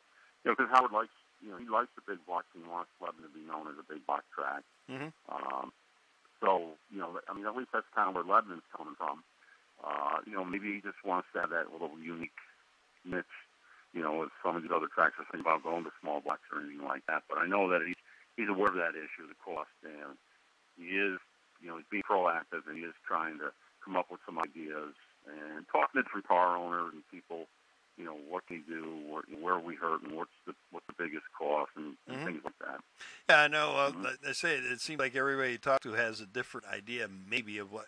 In fact, we had Pete Demtrazik, the Fonda promoter, on, and he felt as though that the cost of these heads in the last 3, 4, 5 years is the biggest thing, and they ought to, dirt should do away with those heads. But then we talked to Fuller or Peter Britton the other night, and Pete says, I don't really think the heads are the issue. There's other things they could do motor-wise to bring the price down. But like he said, and I'm sure you agree with and he did say, with the exception of Lebanon Valley, we don't need these 900 horsepower motors that cost 40 to 50,000 at most tracks. He said, he said it does make you a better driver as far as knowing when you can and cannot use that stuff, and he does separate the good from the bad at that point. But like at Albany Saratoga, we've seen years that for years big block or small blocks were beating big blocks, and then now it's turned back the other way because of like we were talking with Tim earlier, the way that Lyle's got the racetrack now. So it seems like there's more bite all the way around the track than maybe in the past, and that's why the big block is the thing to have. It's right now, it changes. It's like everything else, it cycles. Depending on how the summer goes and the weather, whether it's hot or cold, maybe the small block will come in and be really, really good here. Maybe later in the summer, all remains to be seen, I guess. Yeah, because we had Mark Johnson there for a couple of years, made all you guys buy small blocks, basically. Sure. Yeah. No, he did a great job with it. Yep. And then he bought a big block, and he's still struggling with it. So it's yeah. Well, that's what good news too. Yeah. Right. Well, I said you've had both, and I think we talked to you last year or so ago that you were coming each week with both and try to figure out and just kind of overthinking the whole thing and had to decide. Yeah. Sometimes you're better off with less stuff and just run what you got. Right. And let the chips fall where they fall. Right. Yeah. Now, and we got to talk about the race Friday night. I mean, obviously, you and Brett have raced. Got it. I don't even know if anybody had the stats how many times you guys have raced each other over the last 15, 10 years or whatever it is. And, that one on Friday night was a classic, and I'm sure I hope you have the tape at home that you can watch. Well, you were in it, so you probably know what you did, but it was, that's classic Albany Saratoga. There was, certainly Brett was out in no man's land where you were the week before, and I guess the berm apparently wasn't. I didn't go Friday night, so I'm just a casual bystander here. I did see the tape. But it looked like it must be the berm wasn't as high as it was the week prior to that, because I didn't see. Well, there wasn't as many guys out there for one thing. Brett seemed to be the bottom seemed to be where everybody wanted to be, like where you were. But I didn't see Brett jump it, and of course he is Brett Hearn. He doesn't, usually do that. But the week before, all you guys were having some issues with it from time to time. Even Keith Flack. I told Keith last week when we had him on the show that I thought he had lost the race on lap 6 when he jumped that down in one and got the car. I could see the undercarriage of the car, and he says, "Yeah."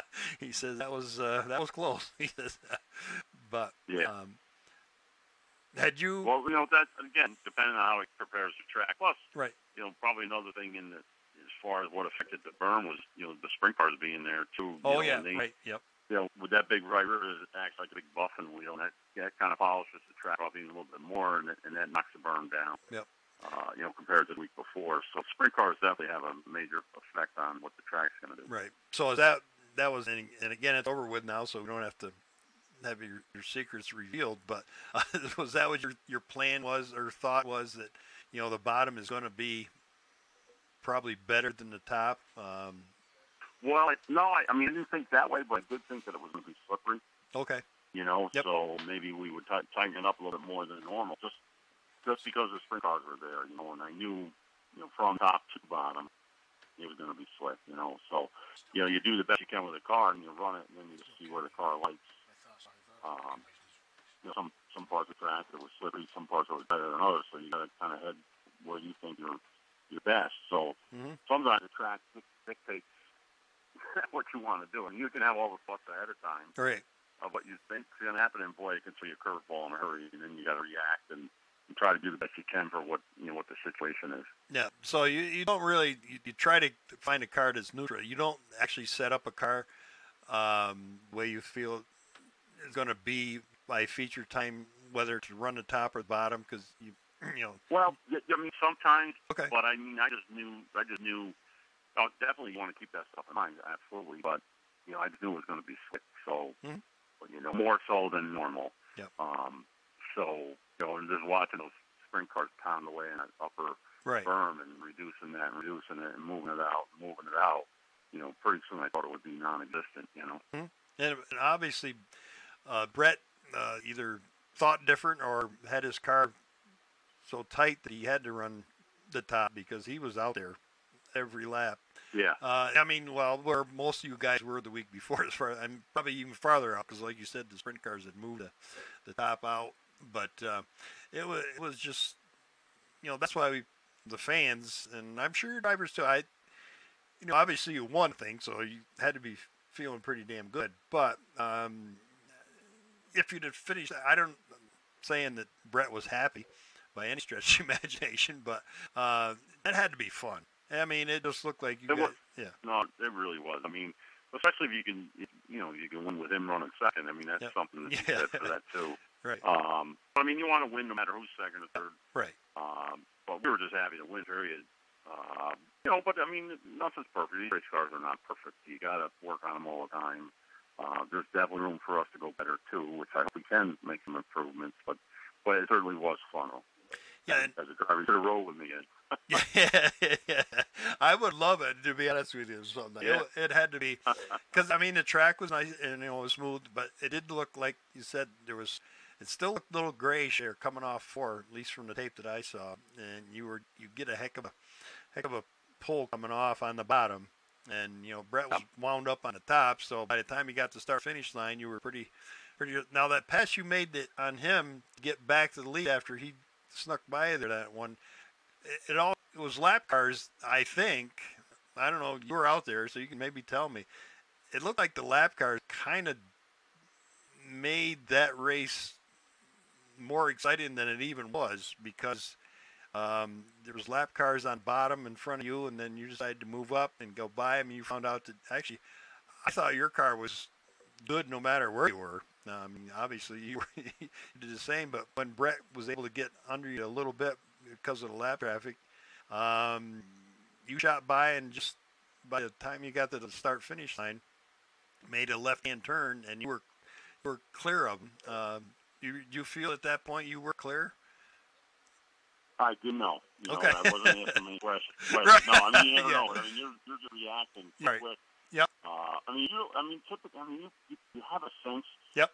Sometimes you can hear a guy right there, or Right. Just a little light nudge, and they're there. But I didn't hear or feel anything. So. Yep. No, you At didn't that ever. point, with a couple laps to go, all bets are off at that point. Yes. Yeah. No, I mean, that's what racing is about. It was fantastic to see the two of the best, certainly at Albany, Saratoga,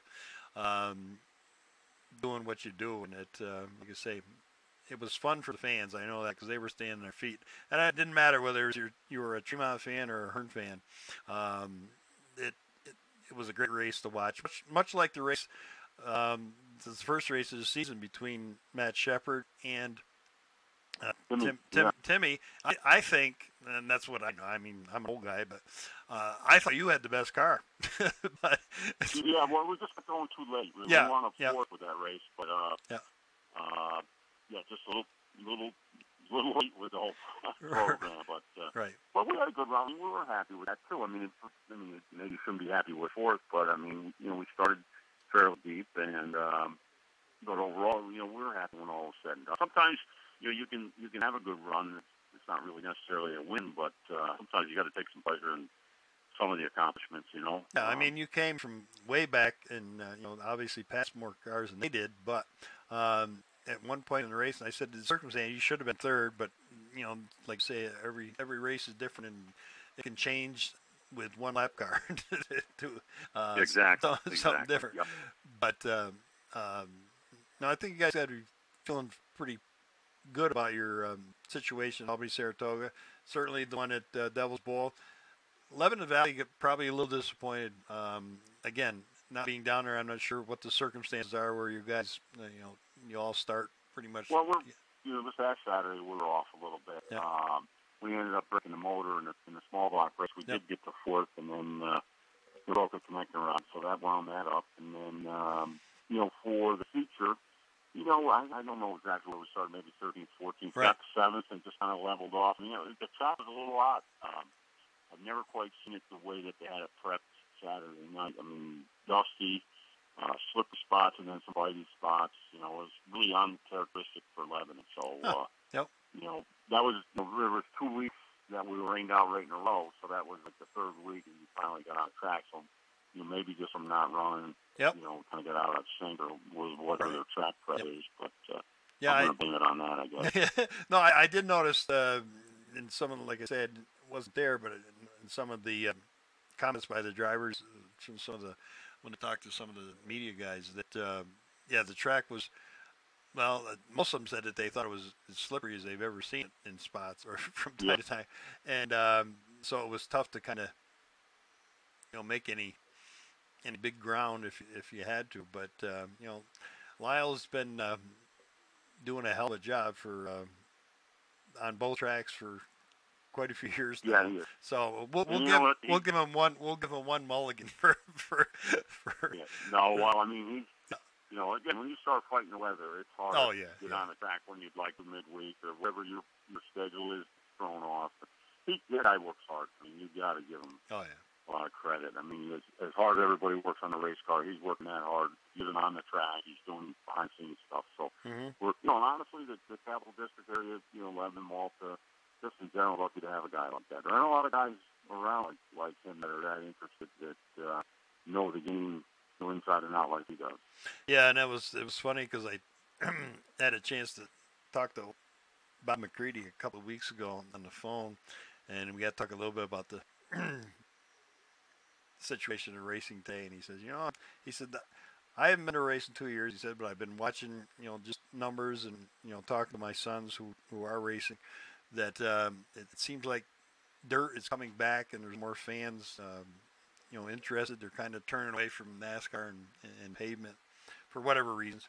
And he said, well, obviously, they put on an exciting show. I mean, like Friday night at Malta, well, every Friday night this year pretty much has been some great racing. Like we were talking with Hartman earlier, 3 and 4 wide in all divisions. It doesn't matter whether you're modified or street stocks. You know, no, I mean, you can sit and watch any of those races, the pro stock race, or the you know, sportsman, or even the budget sports, and they put on a good show too as well. And even, you know, I get picked out of the 4-cylinder cars. I mean, there's some real race cars in there too as well. Yeah, and I think maybe, you know, that's why you're so good at what you do. I'm not saying that the guys that don't watch races, if they're not racing, are any less, but you're a true fan. You know, you come up in the pits after you get done racing. You come up in the pit stands, and I got to ask Lyle what that whole deal is about. That, you know, walk around the grandstand. But anyway, I think it was a safety thing. But I've got to text and find that out for sure. But it makes it a little harder for you, obviously, to get. But anyway, it makes it for more room up there because everybody's on the other side now. But anyway, you come back and you watch, like I say, you watch the 4-cylinders. I mean, obviously you have some interest in the limiteds with the 21 car. The 21 car. There you go. Yes. Yeah. Well, that was one of our old cars, and you know, there's a group of guys on that I'm, you know, friendly with, and and he's doing a good job, and these are a great bunch of kids, and they work hard, and I just like to see them go. They've been such a charge out of being a part of racing. I mean, you just can't help but feel good every time he does well, you know. Yep. And but I say, and I've talked to many, and I'm sure you know him too, a lot of racers. If I'm not racing, I don't go to the races. I don't watch the races. If I'm not in it, I'm not interested. But and David, I mean, well, really, there's quite a few. I mean, you're one of the few that actually come back, you know, after you're done, or I don't know. Obviously, you don't have time to catch them before the features, before guys usually go out. But you enjoy just watching other guys doing what they're doing, and you know, maybe you pick up something after all these years. You know, then I was probably racing before I drove, you know, right? Because it keeps getting in the stands. So someday I'm gonna revert right back to that when I'm not a driver. You know, I enjoy it. I mean, I've been to a lot of different racetracks, man, 2 years. You know, pavement stuff as well as dirt. You know, I enjoy it all. I mean, I like it. You know, I just like the competitiveness, and you know, to see the different cars and the driving styles and the drivers and how they go, and it's a lot of fun, really. Yeah, and if you, so I'm saying, we'll take a poll here at the end of the year. But Yeah. so if whatever happened at the end, and someone on the great beyond the dirt or whoever they are decide, okay, we're going to make W16s the top class. We're going to eliminate. So you guys got 2 years or whatever it is to run. I know we went through this before with 358s and all that stuff. You wouldn't have a serious problem with it as long as they keep. And that's, I think, Fuller has a good point there. The reason that some of these tracks have gone to a smaller, cheaper, if you would, if 30,000 is cheaper, I guess it is, that they automatically cut the purse. So, but we got guys. Well, if it's a headline division, right. I mean, if it's a headline division, they should be paid the most. Right. And no matter whether they got a W16 style engine or whether it's a 358 mod or a 602, because that's what the tracks, those guys that run the series and a guy like Timmy Fuller or maybe Timmy McCready, he was come back to modify something like that. Yep. I mean, I think I would, if I was still wanting to race at that time, and it wouldn't bother me whatever motor you want to put in. I mean, years ago they ran small blocks. You got like Steve James ran 6 cylinders, and then they went to big blocks and then back small blocks and still had big blocks. I mean, I don't know if the motor really makes a big difference. Just tell everybody headline division, this is the motor, and it makes noise. And a lot of noise. I think that's part of it. And go with it. Mm-hmm. Yeah. Well, the noise certainly is a lot. Because I know years ago when Glenn Donnelly was getting some pressure at some of his tracks, he wanted dirt. Y'all did. You put mufflers on. And I noticed cars have got noticeably a little bit louder each year until the neighbors bitch at Albany, Saratoga, and then they'll probably do something about that again. But that's why we go to a race. Rather than sitting and watching on a computer screen, you need to have that noise. And if they could, most of the tracks could just get that dust down just a little bit. Because I know that would help. I took my little grandson, who had never been to a race before. He actually lives in Boston now, and that was the first. He sat probably in a bad spot, Pops, he says, I can't see. I said, well, yeah. You have get him a set of goggles. Right. Yeah. You have to get used to this whole deal where, that's like us old timers. I mean, we can see through the dust for some reason or other. We know. Yeah. But, so yeah, that. As long as they don't go to electric cars, that will be in good shape. Then I think I'll be out at that point. Yeah, I can't. Yeah, I think myself. I'm too old. I know that Formula One is doing it, and I mean that's a whole separate breed in itself. But I did watch one on television. It was kind of interesting as well. They can up the battery, juice over to kind of cut down on the torque and all. It's from engineering end of it. I said it's kind of interesting, but they have to put something in them.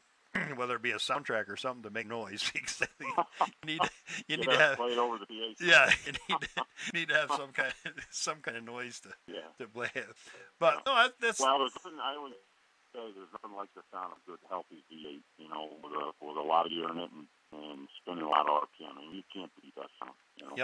Yep, and it's something you guys have done well.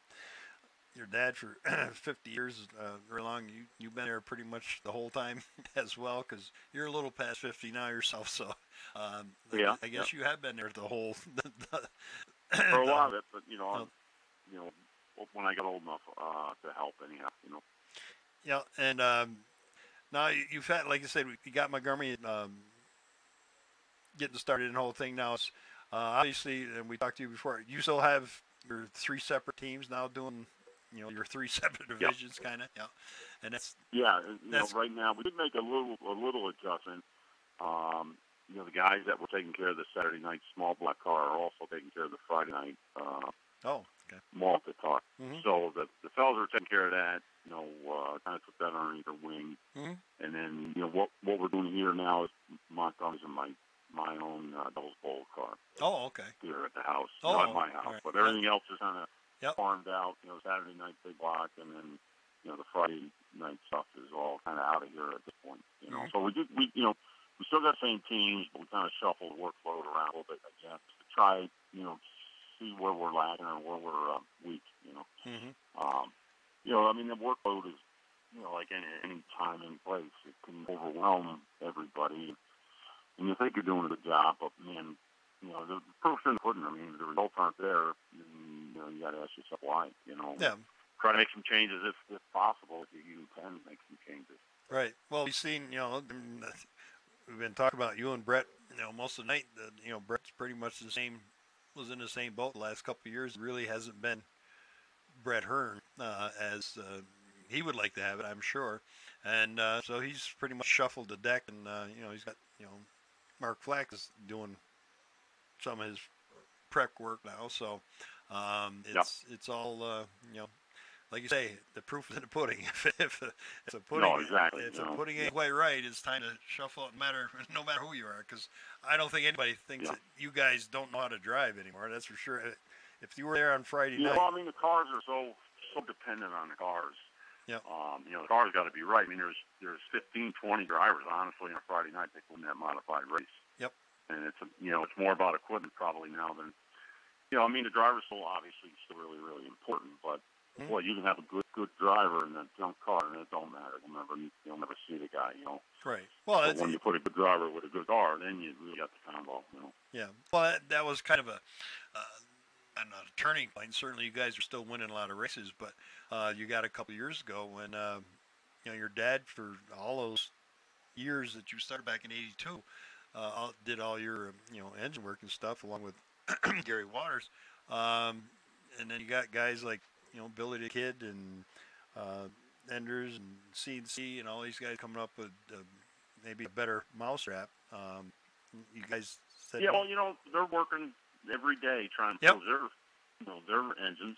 Yep. And we're trying to do engines as well as chassis and right. work for a living and everything else. So right. It's hard to keep up. Yep. It's really hard to keep up with a lot of this, and that's true in I think life and just in general, not only with automobiles, but probably anything else. Oh yeah. Too as well. Yep. Yeah, you can spread yourself too thin, which, well, I say you found that going to 3 teams or whatever has made you've certainly been competitive in all 3 of them. Yeah. And it's just like I say, making things a little bit easier. Now with Montgomery, I know you went through this with your other son. He raced for a couple of years, but and we've talked about this before. Just felt it though he didn't want to put in the time that it takes now. So Montgomery right now is young and he's fired up and going to keep the whip to him and see if he's going to make sure he's going to he's going to have to want it. You're not going to do all the work for him, basically. No, I can't. I couldn't even if I wanted to. I right. mean, I'm certainly doing a lot with him. Right. But he's actually impressed me in a lot of ways as far as working on it. Because I told him, cool.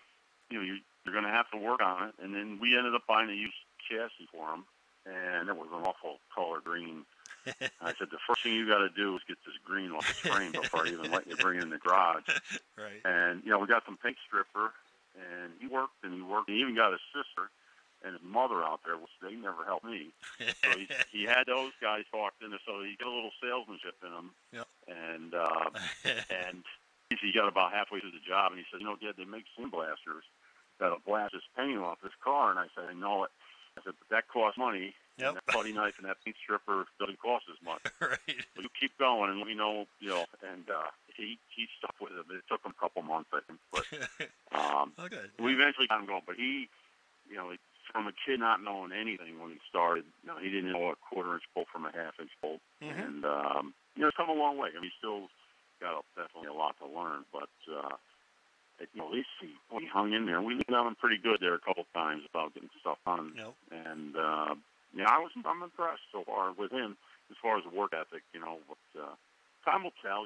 Kids lose interest, but there's an opportunity there for him, and if he wants to run, we'll do what we can for him, and but it's a major commitment. So, and if he didn't want, and I told him this. I said, listen, don't think you've got to impress me or anybody else. If you don't want to do it, we'll stop tomorrow. I don't, right. Either way, I'd rather. I want the kid to be happy.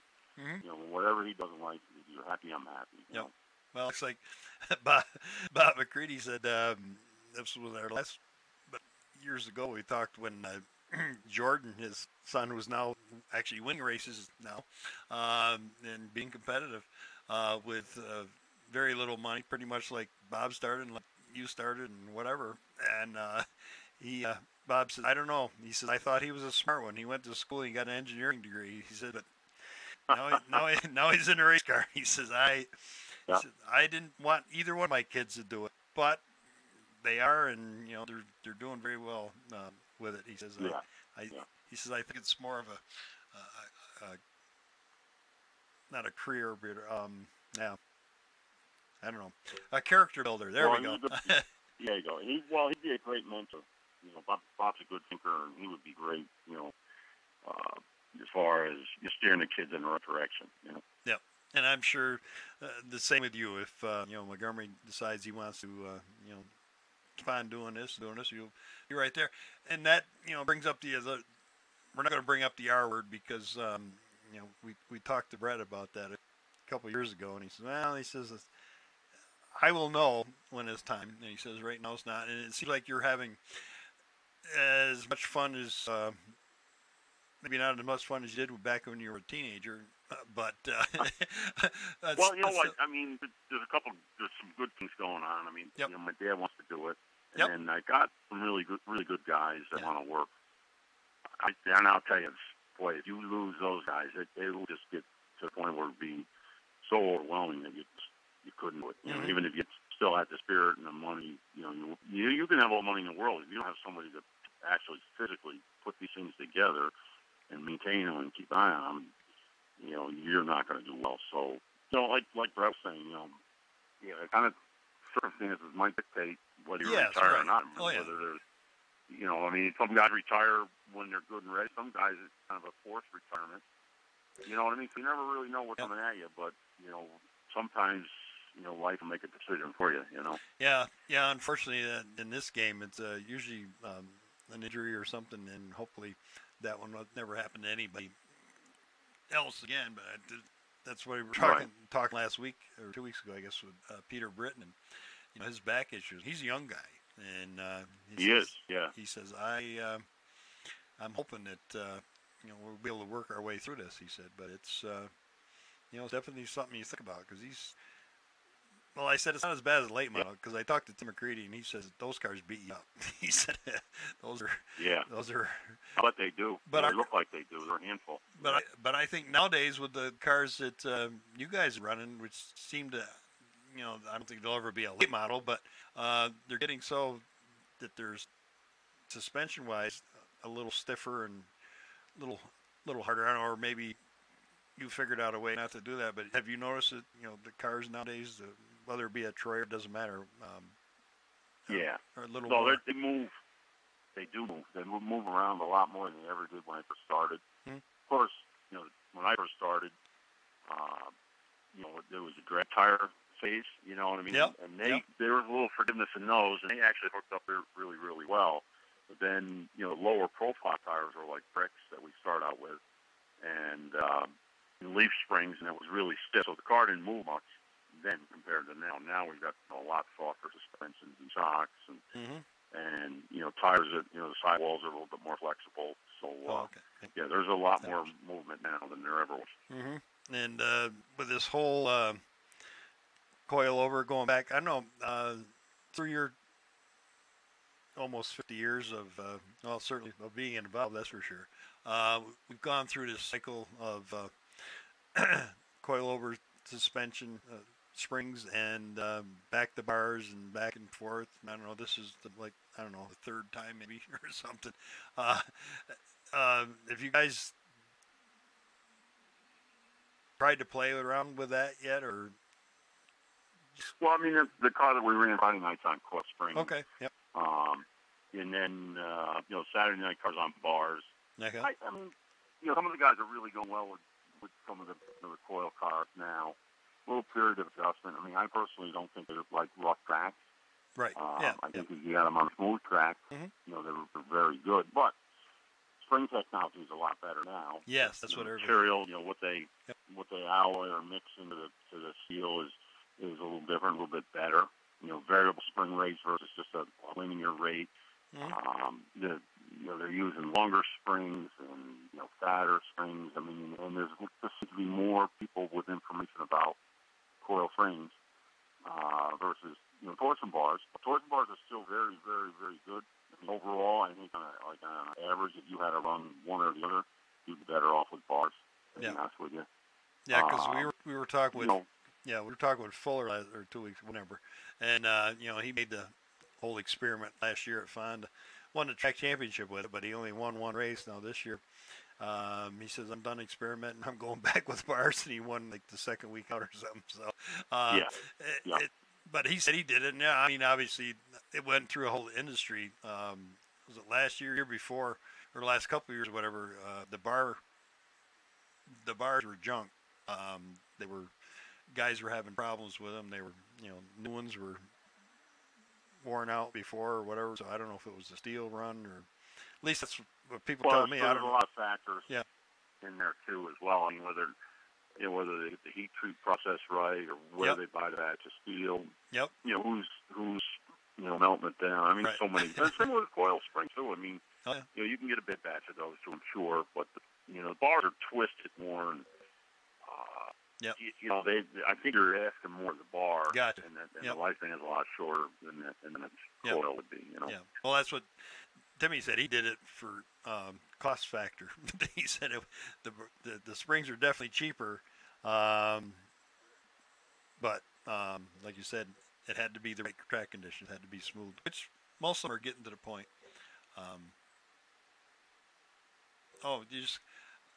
I'm just reading here. You just got a nice compliment from Mr. Steve Bosley, and he said that. There's a guy who's been around racing a long time himself. He says you're one of the most underrated. I don't know if you're underrated or not. There's quite a few people think of pretty highly of you as far as that part. No, he said you showed a tremendous amount of respect, and he's sure to.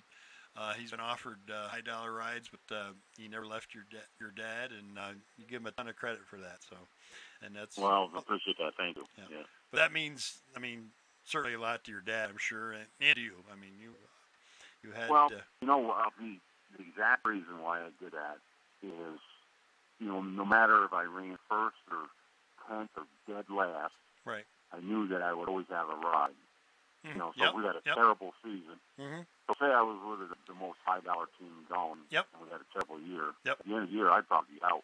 Right. So I always thought, if I can build my own team, maybe I'd have a little bit more control over it, and then get everybody on board with us, and then try to make it what we could, and then basically I would have control rather than be at the mercy of of a different owner. Not that there wasn't great teams and owners out there that maybe I could have won more races with, maybe but I just was always afraid not to have a ride, you know what I mean. So I wanted to kind of have a little safety net there.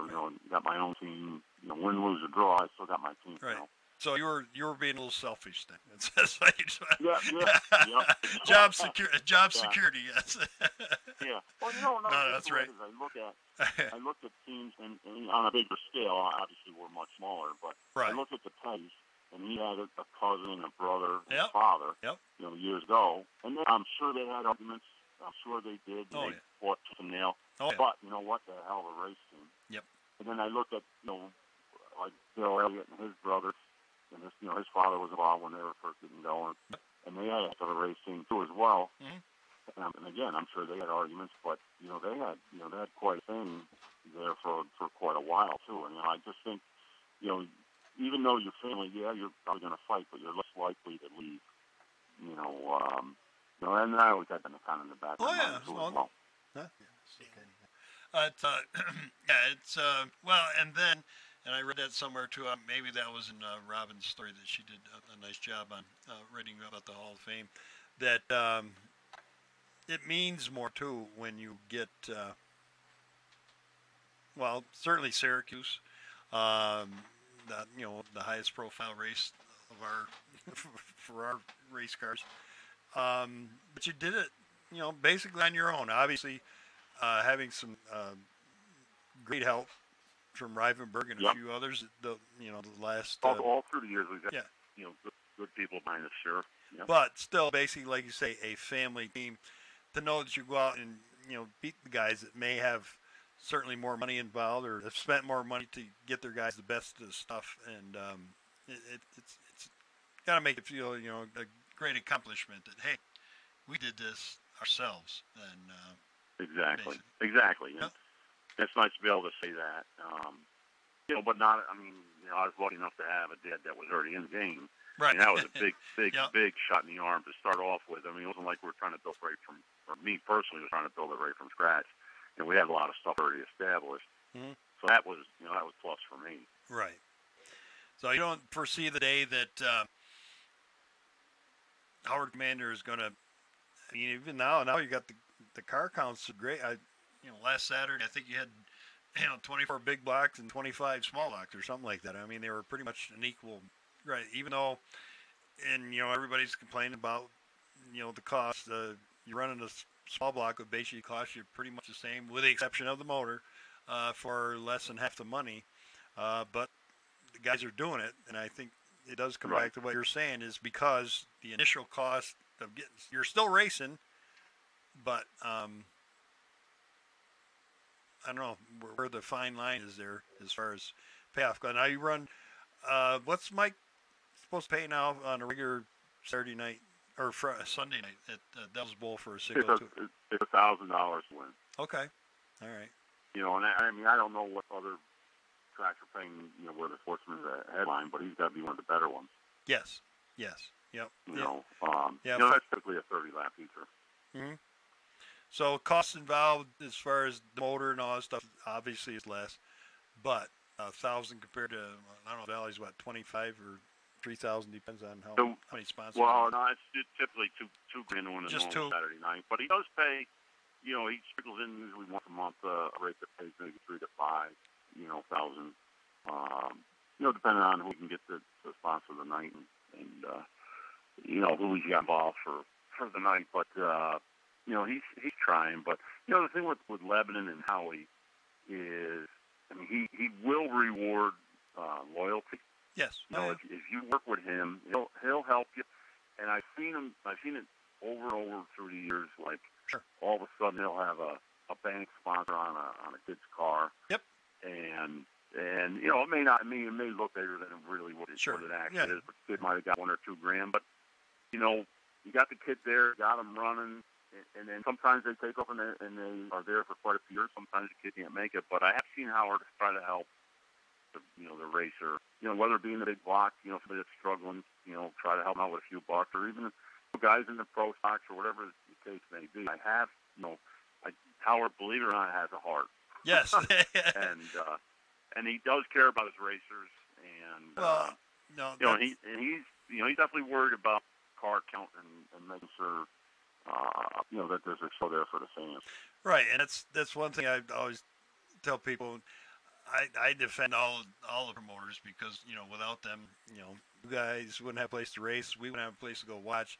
So yeah, obviously you don't agree with some of the things they do, or I could do it better. Well, buy a racetrack and try it.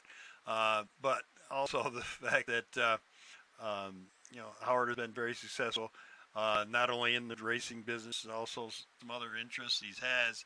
He don't have to have a racetrack. He don't need this at all. I mean, he's doing it. Not at this point. No. In his life, no. Yeah, obviously, right. You're right. When he started, yes, that was but he's built that plus other things on the side that Howard Commander does not need to run Lebanon Valley. He could sell it tomorrow and walk away and never look back. Yep, but he's fine. Like you said, there is a heart there, and I know there's some people that, and Alex, if you're listening, this is people that said that. But anyhow, he don't have to do this. He does it because he loves racing. Period. I mean, it's and obviously without guys like him. Perfect example would be all the Saratoga. I mean, I cannot believe. I mean, I can believe it now, but.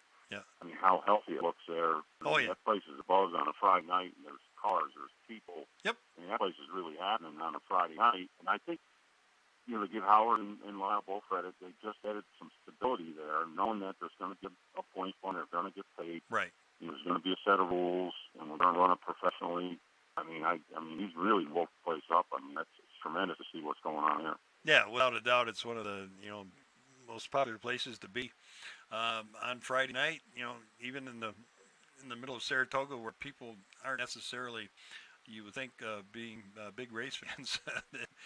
They've converted a few folks, and it's not so nice to see younger people, in the stands, because there's way too many old guys like me sitting there yet, and we're not going to be able to be sitting there much longer. So it's good to see the younger kids come up, and kids like Montgomery. We need more of those guys, younger guys that are interested. Well, like you said, we looked at the top 10 at Weesport last night, and there's it's getting so the average age is around 25. So which is good. It happened. Because everybody always said, what's going to happen when Steve Danish and all these guys go away? Well, so far, we've been able to generate some new folks, and I don't know if there's ever going to be anybody to replace Ken Tremont, but there'll be plenty. They'll be lined up. Yeah. Well, that. You're kind of the whole package, Ken. I'm sorry, I'm not going to blow smoke up your know what, but but you I got a lot of.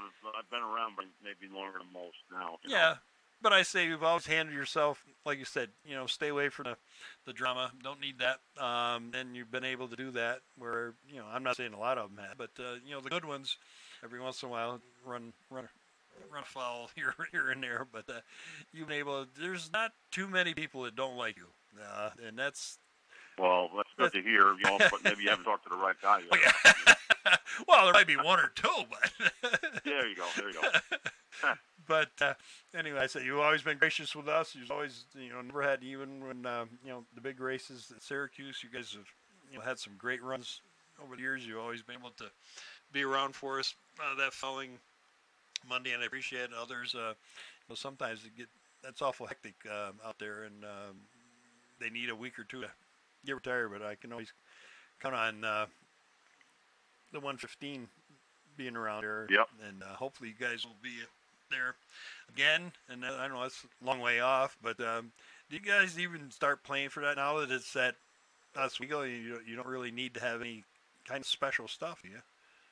Well, it is a little different than when the fairgrounds was going. I mean, most guys are using they are using the short track stuff. So it isn't like you gotta have a brand new body or maybe that utmost an engine.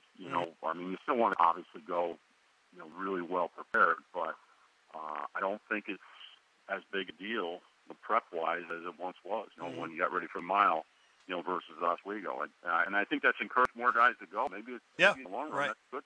Yep. Yeah, I think you're totally right there. Yeah. Hopefully they will be doing that. Well, I think what's important is that that big paycheck and that draws people, and they go to a place like Oswego where it may not cost as much to be able to go and run for that big money. Right, and I get a kind of a kick out of it. Not that I did years ago. I used to go camping, but get a little bit of a charge out of this, and maybe that's how society has changed. But some people complaining about Oswego. Well, the camp in there is awful muddy and it gets stuck. Damn, I can remember that was the best part of going to Syracuse years ago. Syracuse got money too. Oh yeah, yes. Big time money. Yeah. And so I guess that's how we all got spoiled over the years. Now we all don't want to have any mud in our campers and have all our rugs all dry and all that stuff. But it kind of brings back some of the old good stuff too when it's all said and done. But Ken, thank you so much for taking time with us here, and I know you're always great to do that. I know there's 100 other things you could have done for the last hour, but we'll hopefully get back in our swing so we can get up to Malta on Friday night and give you our little reward there. I know some of the guys are always asking me, well, where is it? I said, oh. Yes, exactly. There you go.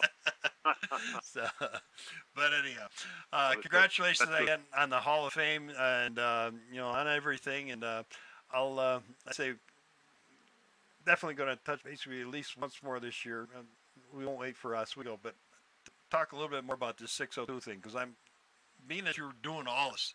You get a good sounding board of how this really should go down. Hopefully they will, well, keep going on Mike, and I know he's he's probably listening, but we'll see if he can't, if things go on, if he keep getting the crowds like he had last Sunday, that maybe he can raise that 602 purse so it'll match some of the other big block purses, which are around 1,500, 1,600. So they'll get more. Well, that won't be good for you, but that's right. We got to end not on a sad note or a bad note, but we were surprised that kid beat you on Sunday. Well, honestly, truthfully, no. Okay. He had got hurt, I think, in an automobile accident. Yes. And I had run against him, I don't know, maybe 2 years ago. So I knew, he would run well. And, honestly, you had some guys over that New Hampshire area that run Canaan and used to run Canaan. Canaan's no longer there, but Bear Ridge. Yep. There's some talented guys over there, too. So, people over this way probably aren't familiar with them or aren't exposed to them, but there's some guys there that can really do a good job, too, as well. So, no, not really. I mean, he's got a good car and a good team behind him, too. And pretty talented kid, so... and that's unfortunately, no. Yeah. Well, like I say, it's you have Friday night where you have a hell of a race and you win, and then you have Sunday night where you have a hell of a race and you just you're second. You run second, yeah. So but we had a good night. Yeah. So we weren't disappointed at all. Yeah. I mean, you always want to win, obviously, but right. it wasn't a bad night by any means as far as that goes. Well, like I say, as long as it sounds, there's certainly over the years, good years, bad years, whatever, but it sounds like you're up on this year pretty darn good. Maybe it's got something to do with Montgomery, knowing that you got somebody else to bring along with you. To tell me what I'm doing wrong. Right. Yeah. Always great to talk to you, Ken. Thanks so much again, and we'll hopefully catch up again Friday night. Okay. Thank you, Ed, very much. Thank you. Yep. Good night now. Take care. Bye. Night. Okay, as I said about a lot of other guys who've been doing this for a long time, I've always said about Ken, a class act, and I'm sure, I don't know if there's too many guys that don't like I said, Kenny, he's a winner who, he'll take time to help guys out, and not to say that a lot of guys won't, but, he's certainly been doing it for a long, long time, and has had certainly chances to do other things, but decided to stick things up and has built a great resume, and he well deserves the Hall of Fame, the Dirt Hall of Fame. He'll be joining up in June, and maybe we'll talk to him after that. All right, we'll see you next week, back on Monday night, and if some of you joined late and didn't hear it all, our mad engineer here will have things up on our site, Wheel People with Ed Lamberton. So it's sort of like it is a podcast of all of our shows. So if you missed something or don't believe I said what I said or don't believe what our guests have said, go on. And we do apologize with Danny.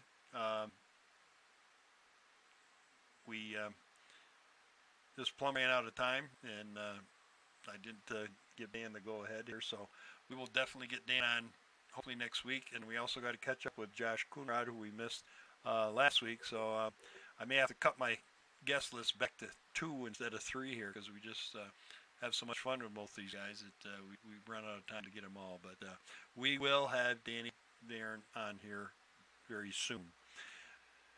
All right, hope you all had a great Memorial Day weekend, and well, we didn't say a lot about it, but it's certainly a big deal for M-Kid Motorsports, our local chassis builders here just down on the other side of Honda Speedway, Riverside Park in Fultonville. But those damn kids build a damn good race car and have a damn good driver as well, that's for sure. Well, lots of drivers, Josh Holmforth almost winning on, I'm okay. Nope, we're safe. I don't think we got run over. All right, we'll see you next Monday night, and congratulations to go out to all the folks that DKM with their first series event win, and Josh Holmforth. We'll have him on the show here very shortly because he's that close to picking up his first win. And Rocky, we got you over in the corner getting ready because, okay, a couple of 6th, 7th, and a 5th now. The Flying Squirrel is going to start flying with that big black here. He's getting better and better every week, that's for sure. But no, DKM is doing a heck of a job with Adam McAuliffe winning a couple races out of state and almost winning Friday night. He was going to get one at Malta very shortly. So lots of good things happening there, and of course all the other manufacturers doing a great job as well to keep themselves in front of the field. Keep between the boards. We'll see you next Monday night, back to normal schedule, and who knows? We'll have somebody, that's for sure. Good night now.